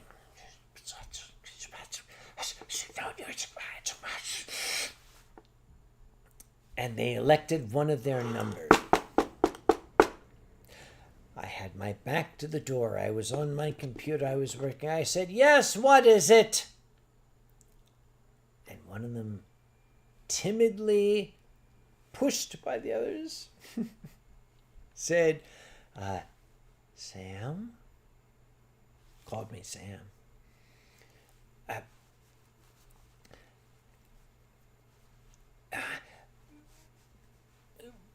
We were watching CSI last night, and I said, "Yes, what of it?" And they said,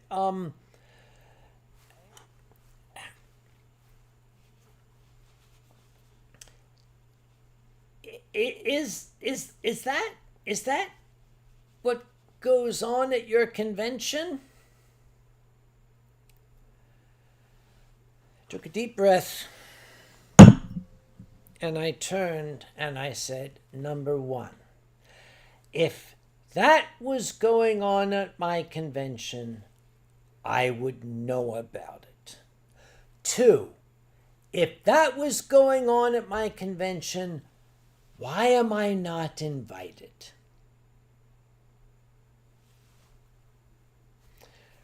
It's been more than 20 years, my dear colleagues. Did you notice?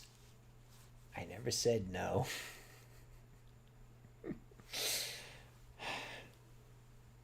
God bless you, folks. Next question.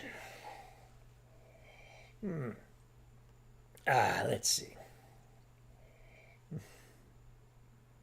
LOL, ROFL. Yes, it's all going on. One of those colleagues, who I think is watching,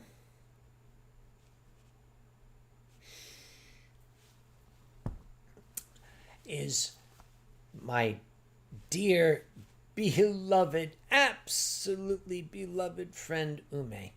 Some of you who've been watching the stream for a while have heard about it. I think I might have actually had Ume on here. She's the lady from of Indian heritage who's only this tall. She's like an Oompa Loompa, but smaller.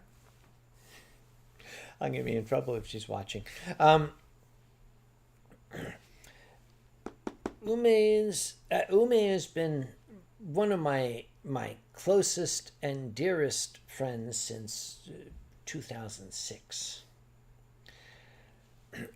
She has two young boys, and they call me Uncle Sam. Yeah, I am the crazy uncle who isn't really an uncle but honorarily an uncle.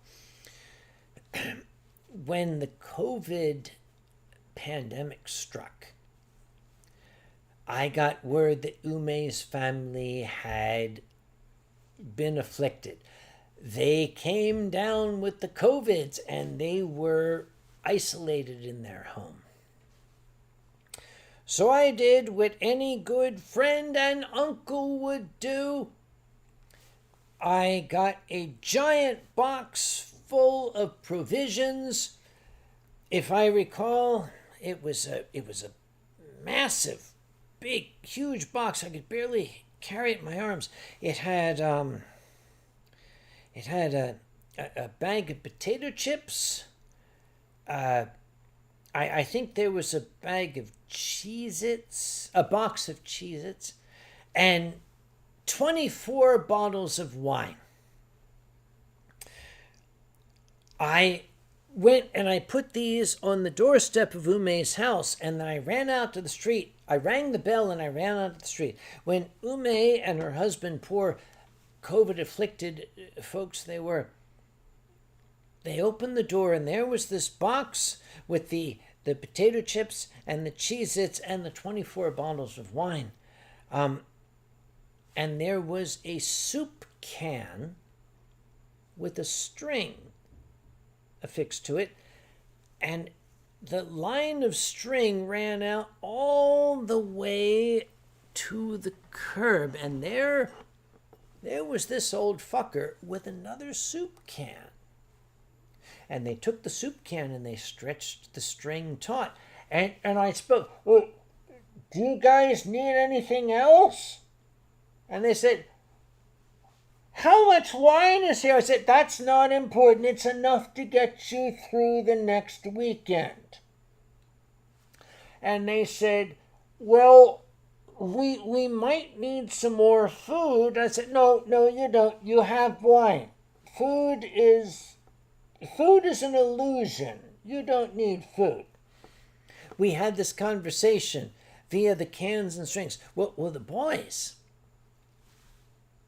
they'd never seen this sorcery. They were fascinated. This tin can on a string, and you could speak into it, and you could be heard at a distance. And I took my can and I put it up, and the boys, they took in the backyard, and they were conversing, and they were just absolutely over the moon with this new technology.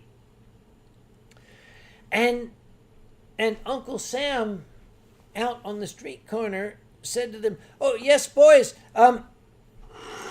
this isn't new technology.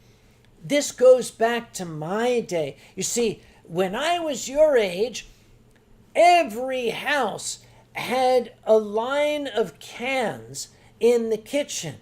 And the strings would go out the window. You see those poles out there? The strings would go onto the poles, and every house had a can in the kitchen. And you would pick up the can, and it would have your neighbors like Mrs. Shalofsky, and you would pick up the can, and you would talk into it. That's how we communicated before we had cell phones. And young Adam, the oldest boy, he was just enraptured by this. He said, that's incredible. And he looked at his mother and he said, is that true? And Ume said, oh, it's Uncle Sam. Of course it's not true. Which I guess that's my legacy to that's my legacy to the next generation.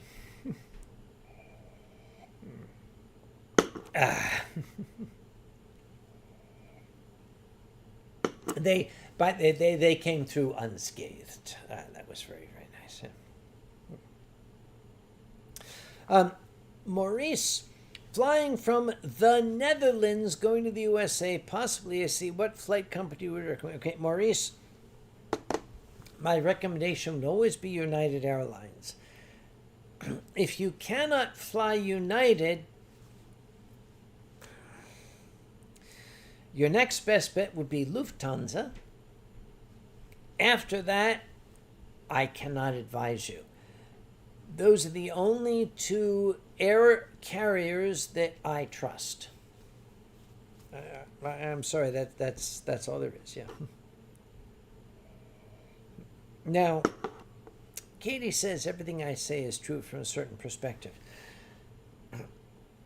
In a sense, we did used to have a can in the kitchen for each house. You know, Mrs. Shalofsky had her can. It is accurate to a degree. Yes, let's leave it at that. It is accurate to a degree. Yes. I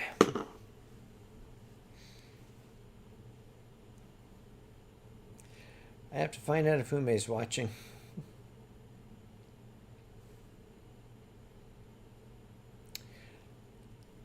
Apparently she is.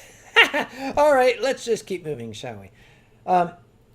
Maurice says, what about KLM? KLM is partnered with Delta. Maurice, I cannot answer with authority. I have my own prejudices.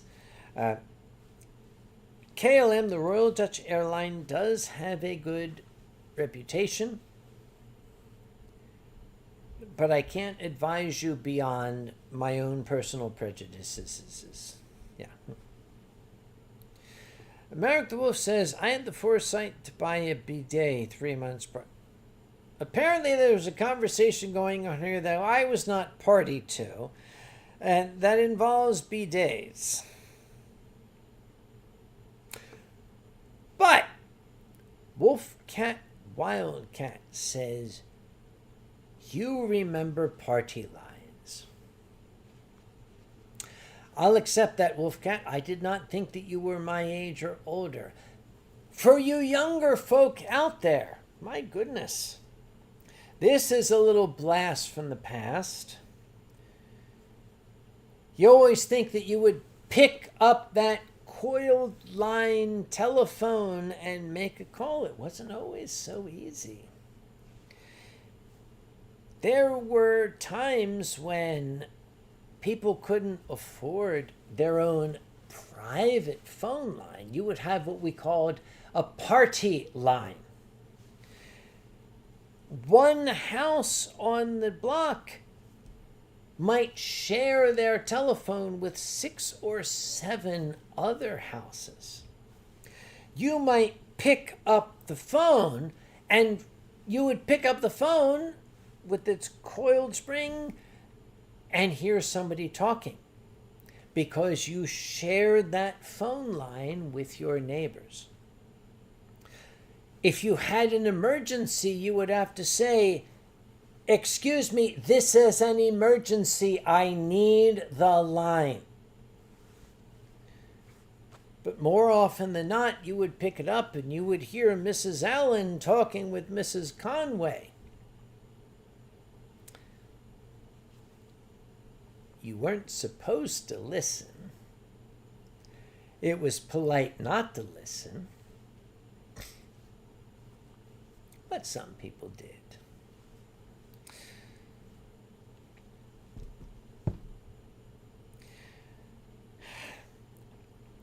Yet another old man telling the kids how it used to be.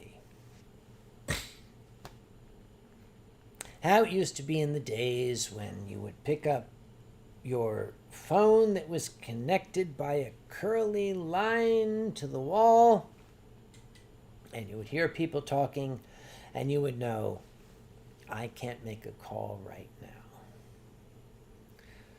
So what would you do? You would hang it up.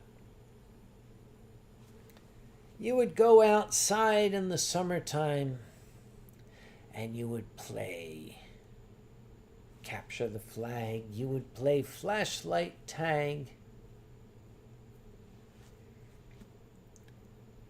You would play all these wonderful, wonderful games that kids don't know today.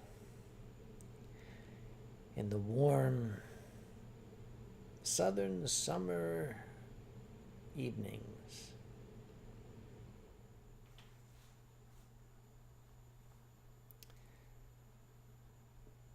I remember those days. I still remember them fondly. We didn't have computers. There was nothing even on TV. What did we do? We went outside. We met with our friends. We would make up games. We would, just as we would today in virtual reality, we would build worlds. We would be pirates. We would be soldiers. We would be the conquering heroes of the Roman Empire in our minds. Because one thing that is eternal is the human imagination. You kids might think you invented role-playing games. You might think, this is a 21st century thing.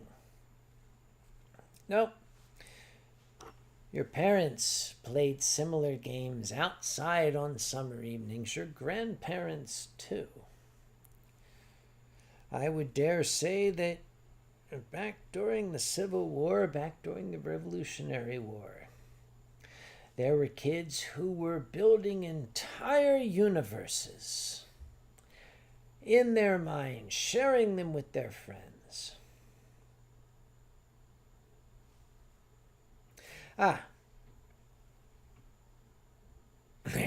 And Keto Dragon Fox says, remember the satisfaction of hanging up on someone on an old phone with her? Yes, when you could hang up on somebody and you could do it with panache because you could slam the receiver down and they would hear it, the big crash in their ear. Can't do that anymore.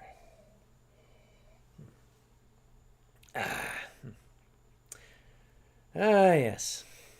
Wasn't that a time?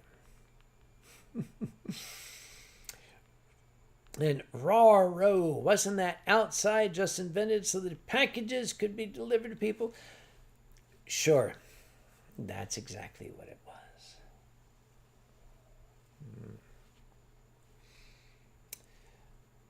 Those hot, humid summer evenings in rural Alabama in the 1960s. Playing those games with my cousins. They say it was a simpler time. Yeah, I guess it was. In terms of technology. For us kids, it wasn't a simpler time. We were doing exactly what we're doing today. We were exploring alien worlds. We were venturing into unexplored continents. We were warring with one another. We were defeating the king on the hill. Some things never change. I'll be dead in dust. My ashes will be scattered on the Allegheny River. Nobody will remember my name. I will be a footnote to history. But children will still be capturing the flag. They will still be exploring alien worlds. They will still be assaulting the king on the mountain. Because the human imagination is eternal. At least I hope it is. If we ever reach a point where children cannot imagine anymore, then our race is doomed. We must imagine, we must dream. Because that's what we were made to do. We started this Winestream earlier. We had this existential argument talking about... Tell you what, you can scroll back on YouTube and see what we started because I don't fucking remember.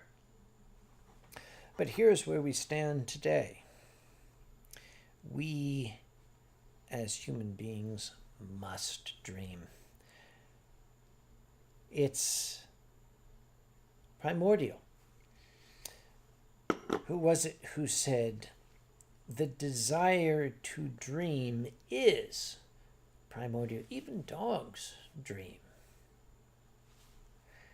Any creature of an evolutionary level higher than the amoeba dreams.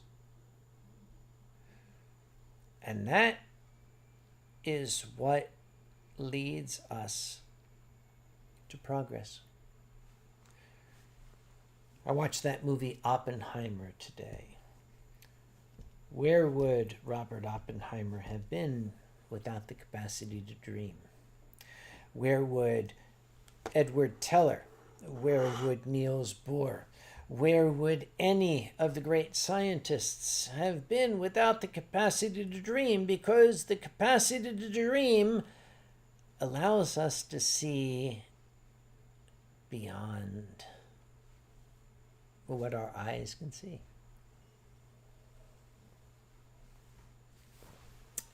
I'm running low on this shit. I'll tell you what. When this glass is done, this glass of magnificent French crap, I think so am I. And I think my audience might argue that that is true because I only have like half the people I was looking at.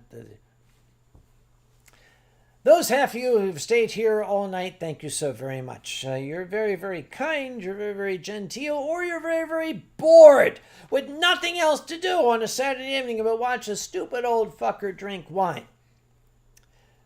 But I am very, very glad you did. Because in doing so, you have kept me company. And giving me an outlet for my own thoughts and my own dreams. And for that, I'm eternally grateful. Thank you for joining me tonight.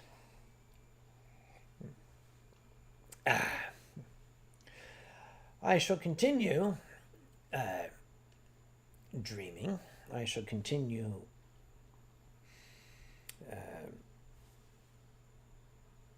making noises with my face. I shall continue philosophizing until this bottle is done. Actually, for right now, what I'm going to do is I am going to look for a particular black box. What is that black box, you might ask? It is the black box that controls this stupid fucking monitor that I pulled out of the garbage and should have left there because the damn thing has cut out on me again. So I don't even know if I'm still broadcasting. Pardon me. So what I'm going to do is I'm going to turn this shit off with this button. Yep. This is a technique known in the industry as turning it off and turning it on again. So this is what we are doing, because what I'm seeing now is a black screen with my face on it, and then suddenly I realize I still have this little thing. This is what we started the evening with. It's like the little pizza protector thing. Yep. There's still no shit going on. I'll tell you what, I'm going to make the assumption that I am still broadcasting, and I'm going to keep doing what I'm doing, even though I can't see my face, even though I can't see the channel. I should have left this thing in the fucking dumpster where I found it. Actually, I didn't actually find it in the dumpster. I'm going to give a shout out to an Australian who I don't think is watching right now. His name is King. If you've seen on Twitter, he goes by Fur King Heck. He is actually, he was on the stream. He was on the stream a few months ago. You might have seen him. Absolutely, very, very well built, gorgeous Australian. I would not kick him out of my bed for eating crackers, but he was living here in North Carolina as a visiting student, and I happened to be visiting him on the weekend that he was returning to his home in Australia, and he was clearing out his apartment, and he asked me, would I help him move this giant monitor into the bin? And I said, you're going to fucking throw the thing away? He said, well, I can't take it back to Australia. So I said, well, I'll take it off your hands. So I did. Had I known what a piece of shit it is, I would have helped him throw it into the bin. But, once again, I'm going to just... Oh, wait. It just magically just showed up again. Okay, we're back. Never mind. Oh.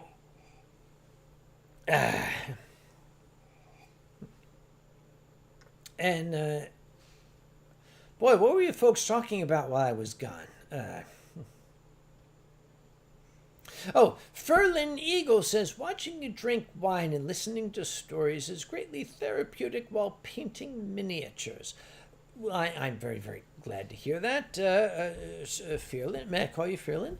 I, if I am therapeutic, then therapeute I shall. Hey, Dave W says your sound and video never dropped. Well, that's gorgeous because, okay, anybody who's ever seen my setup here knows I'm sitting on my sofa and there's this whopping great trash monitor sitting in front of me, and then there's these big white lights. When the trash monitor kills out, it's just like these giant white lights and then a black screen. So I'm going to answer this question. Raoru, just a curious question. Have you ever watched the sci-fi show Babylon 5?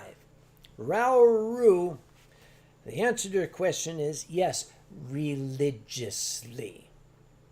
I adored Babylon 5. I think Babylon 5 was a spectacular vision of the possible future of humanity. J. Michael Straczynski created a spectacular view of the future. I shall tell you a story about Babylon 5. Actually, hold on. I may have something that I can show. Where is it? It might still be here. You see, as we grow, as we age, we collect things, and yes, just give me a moment. I'm digging through the levels of eternity here. Oh, goodness me. Oh, please tell me it's not down there. All right, I think it's down here. All right, I'll find it. It's there somewhere. This is what old people do when they look for shit. It's like, I know it's here somewhere. There. Okay.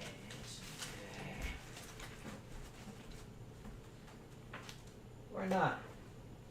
Okay, I'll give it another 30 seconds. If I don't find it in 30 seconds, then we'll just change the story to something else. How's that sound?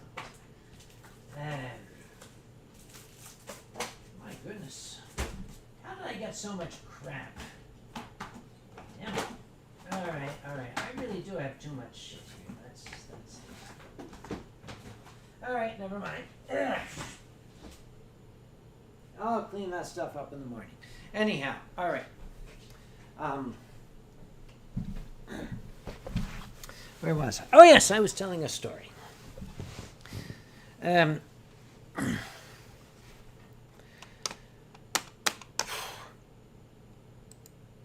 got to also search on my thing here.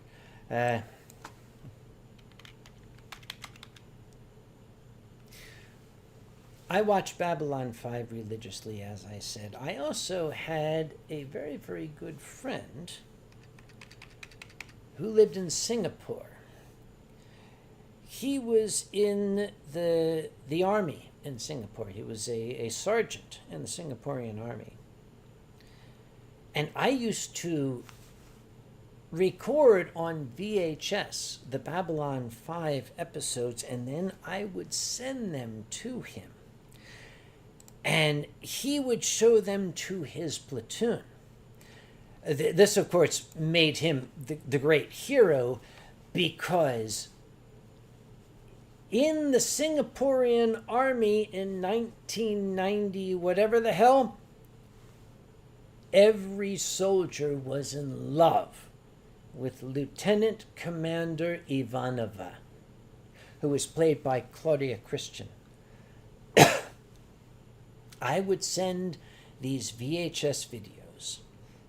He would receive them, and basically the entire military machine of Singapore would shut down as all the non-commissioned officers would gather around this television and watch Babylon 5, particularly Claudia Christian's portrayal of Lieutenant Commander Ivanova. I had the immense pleasure of being a guest at a science fiction convention years ago where Ms. Christian was also a guest. And I sat down with her, and I first expressed my admiration for her and for her capacity to have created such a memorable character. And I told her the story, and I said, you do realize that your portrayal of Lieutenant Commander Ivanova was the entire raison d'etre for the Singaporean military. And I told her how I would send these videos. And I said, you probably, as a matter of fact, I know you get this a lot, but I wonder if you would indulge me. My friend is now living in Seattle. It's 10 o'clock here, it's 7 o'clock there. He may not be awake. I'd like to call him. Would you be willing to give him a shout out, give him a hey or whatever? And she said, so you're going to call him, you're going to wake him up? I said, well, yeah. She said, okay. No. You dial his number, I'll wake him up. I said, okay. So I dialed and I handed her my phone. Miss Christian took the phone. She said, hi, is this you? Oh, hi, this is Claudia Christian. Yes, that Claudia Christian. Yes, Lieutenant Ivanova. Sam is here. He said that I should probably wake you up and say hi. So, how you doing? And she, gorgeous lady, magnificent woman. She had this 2-3 minute conversation with my friend, just talking with him. Oh, I understand that all the boys in the Singaporean military were jacking off to me.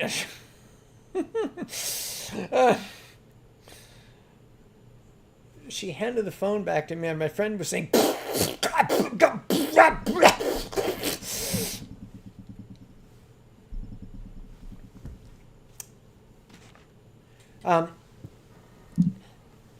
Ms. Christian, I know you're not watching this, and you probably never will, but I'm going to raise my glass to you. You absolutely rule, my dear. Thank you so much for doing that for a fan.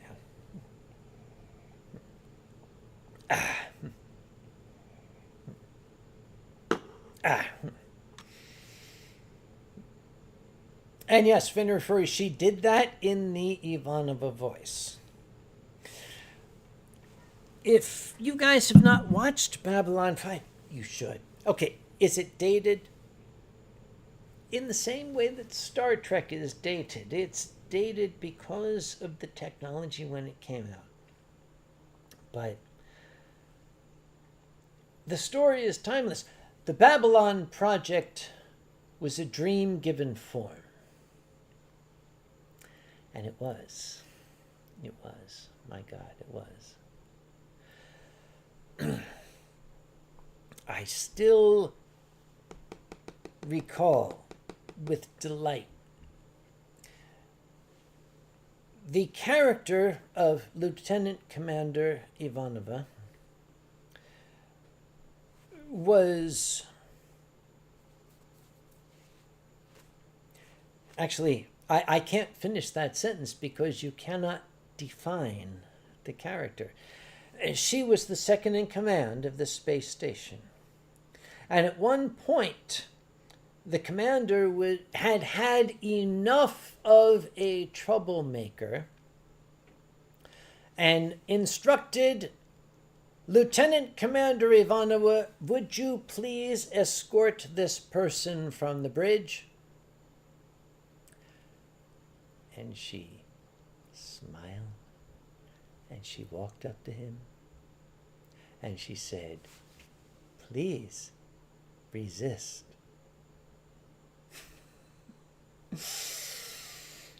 One of the greatest lines in science fiction history.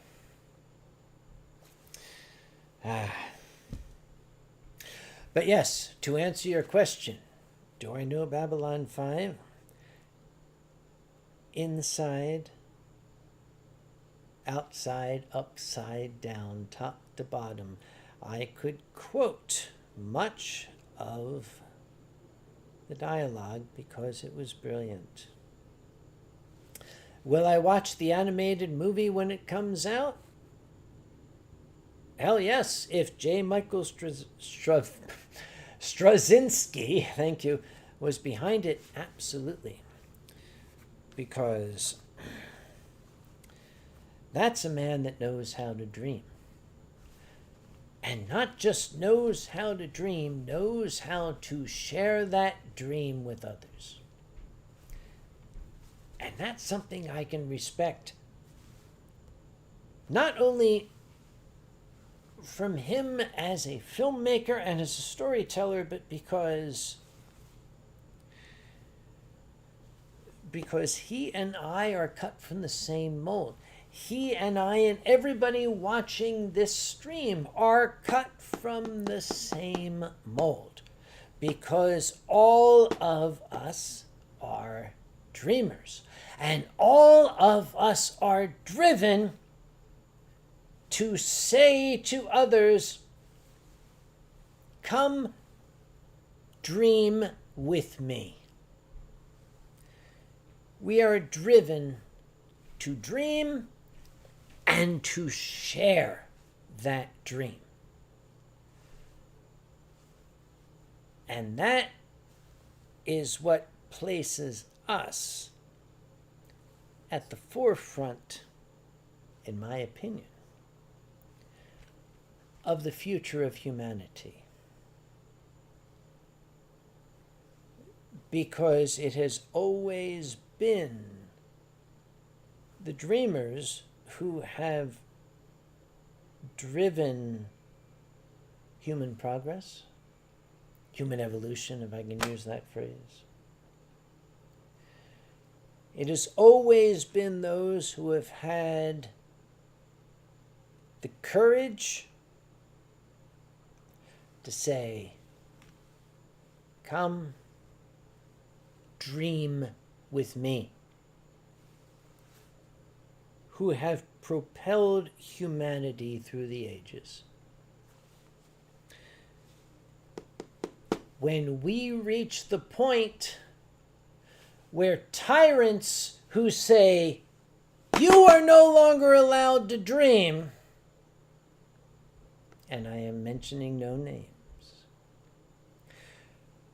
when those tyrants succeed in preventing us from dreaming, that is when humanity is done.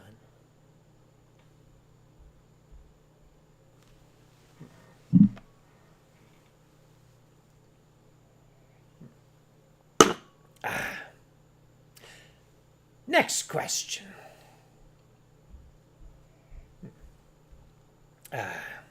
Maurice Murd is taking leave. Greetings from the Netherlands. Maurice, I will say, Goedenacht. That's my best Dutch. Sorry. But have a good night, yes. Bert Clever Paws. What did I miss? All of it. You can watch it on the replay.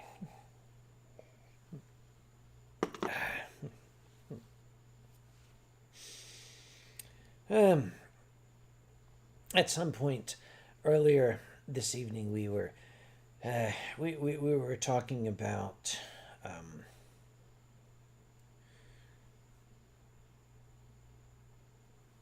All right, we were talking about shit earlier. I don't remember what it was. But I'm going to say this right now. I'm going to follow up on what I just mentioned.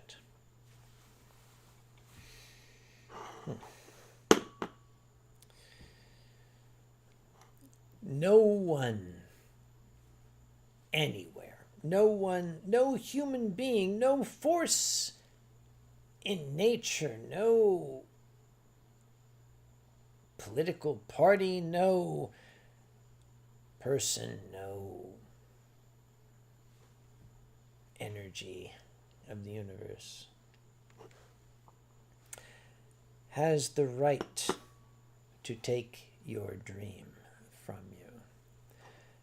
Never, never, never allow another person to say, you may not dream this.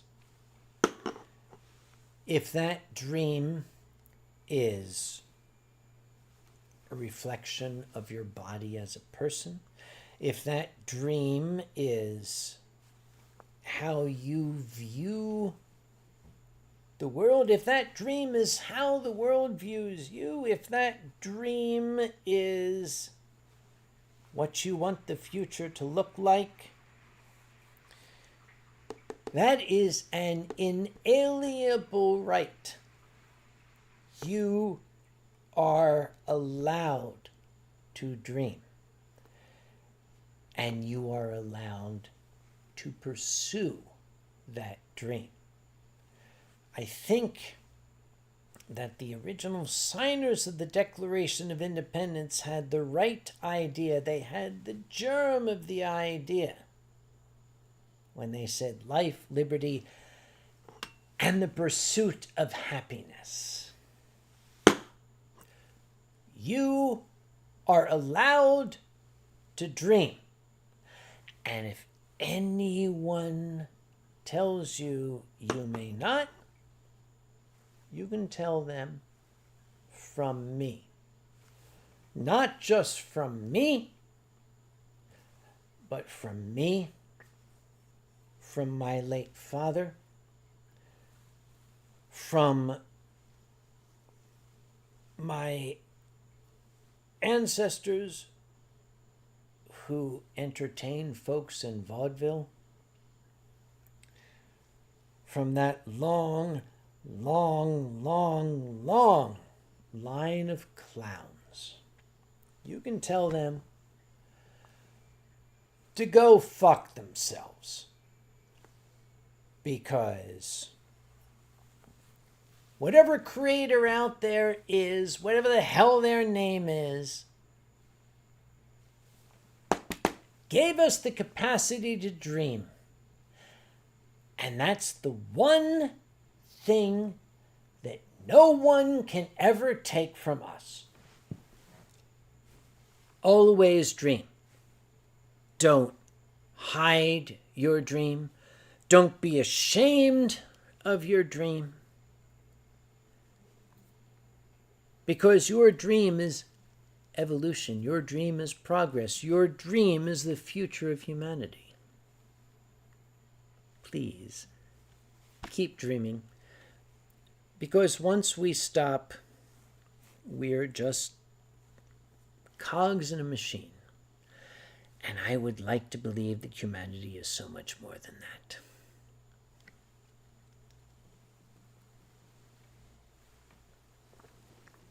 I think that I've said all that needs to be said on that subject.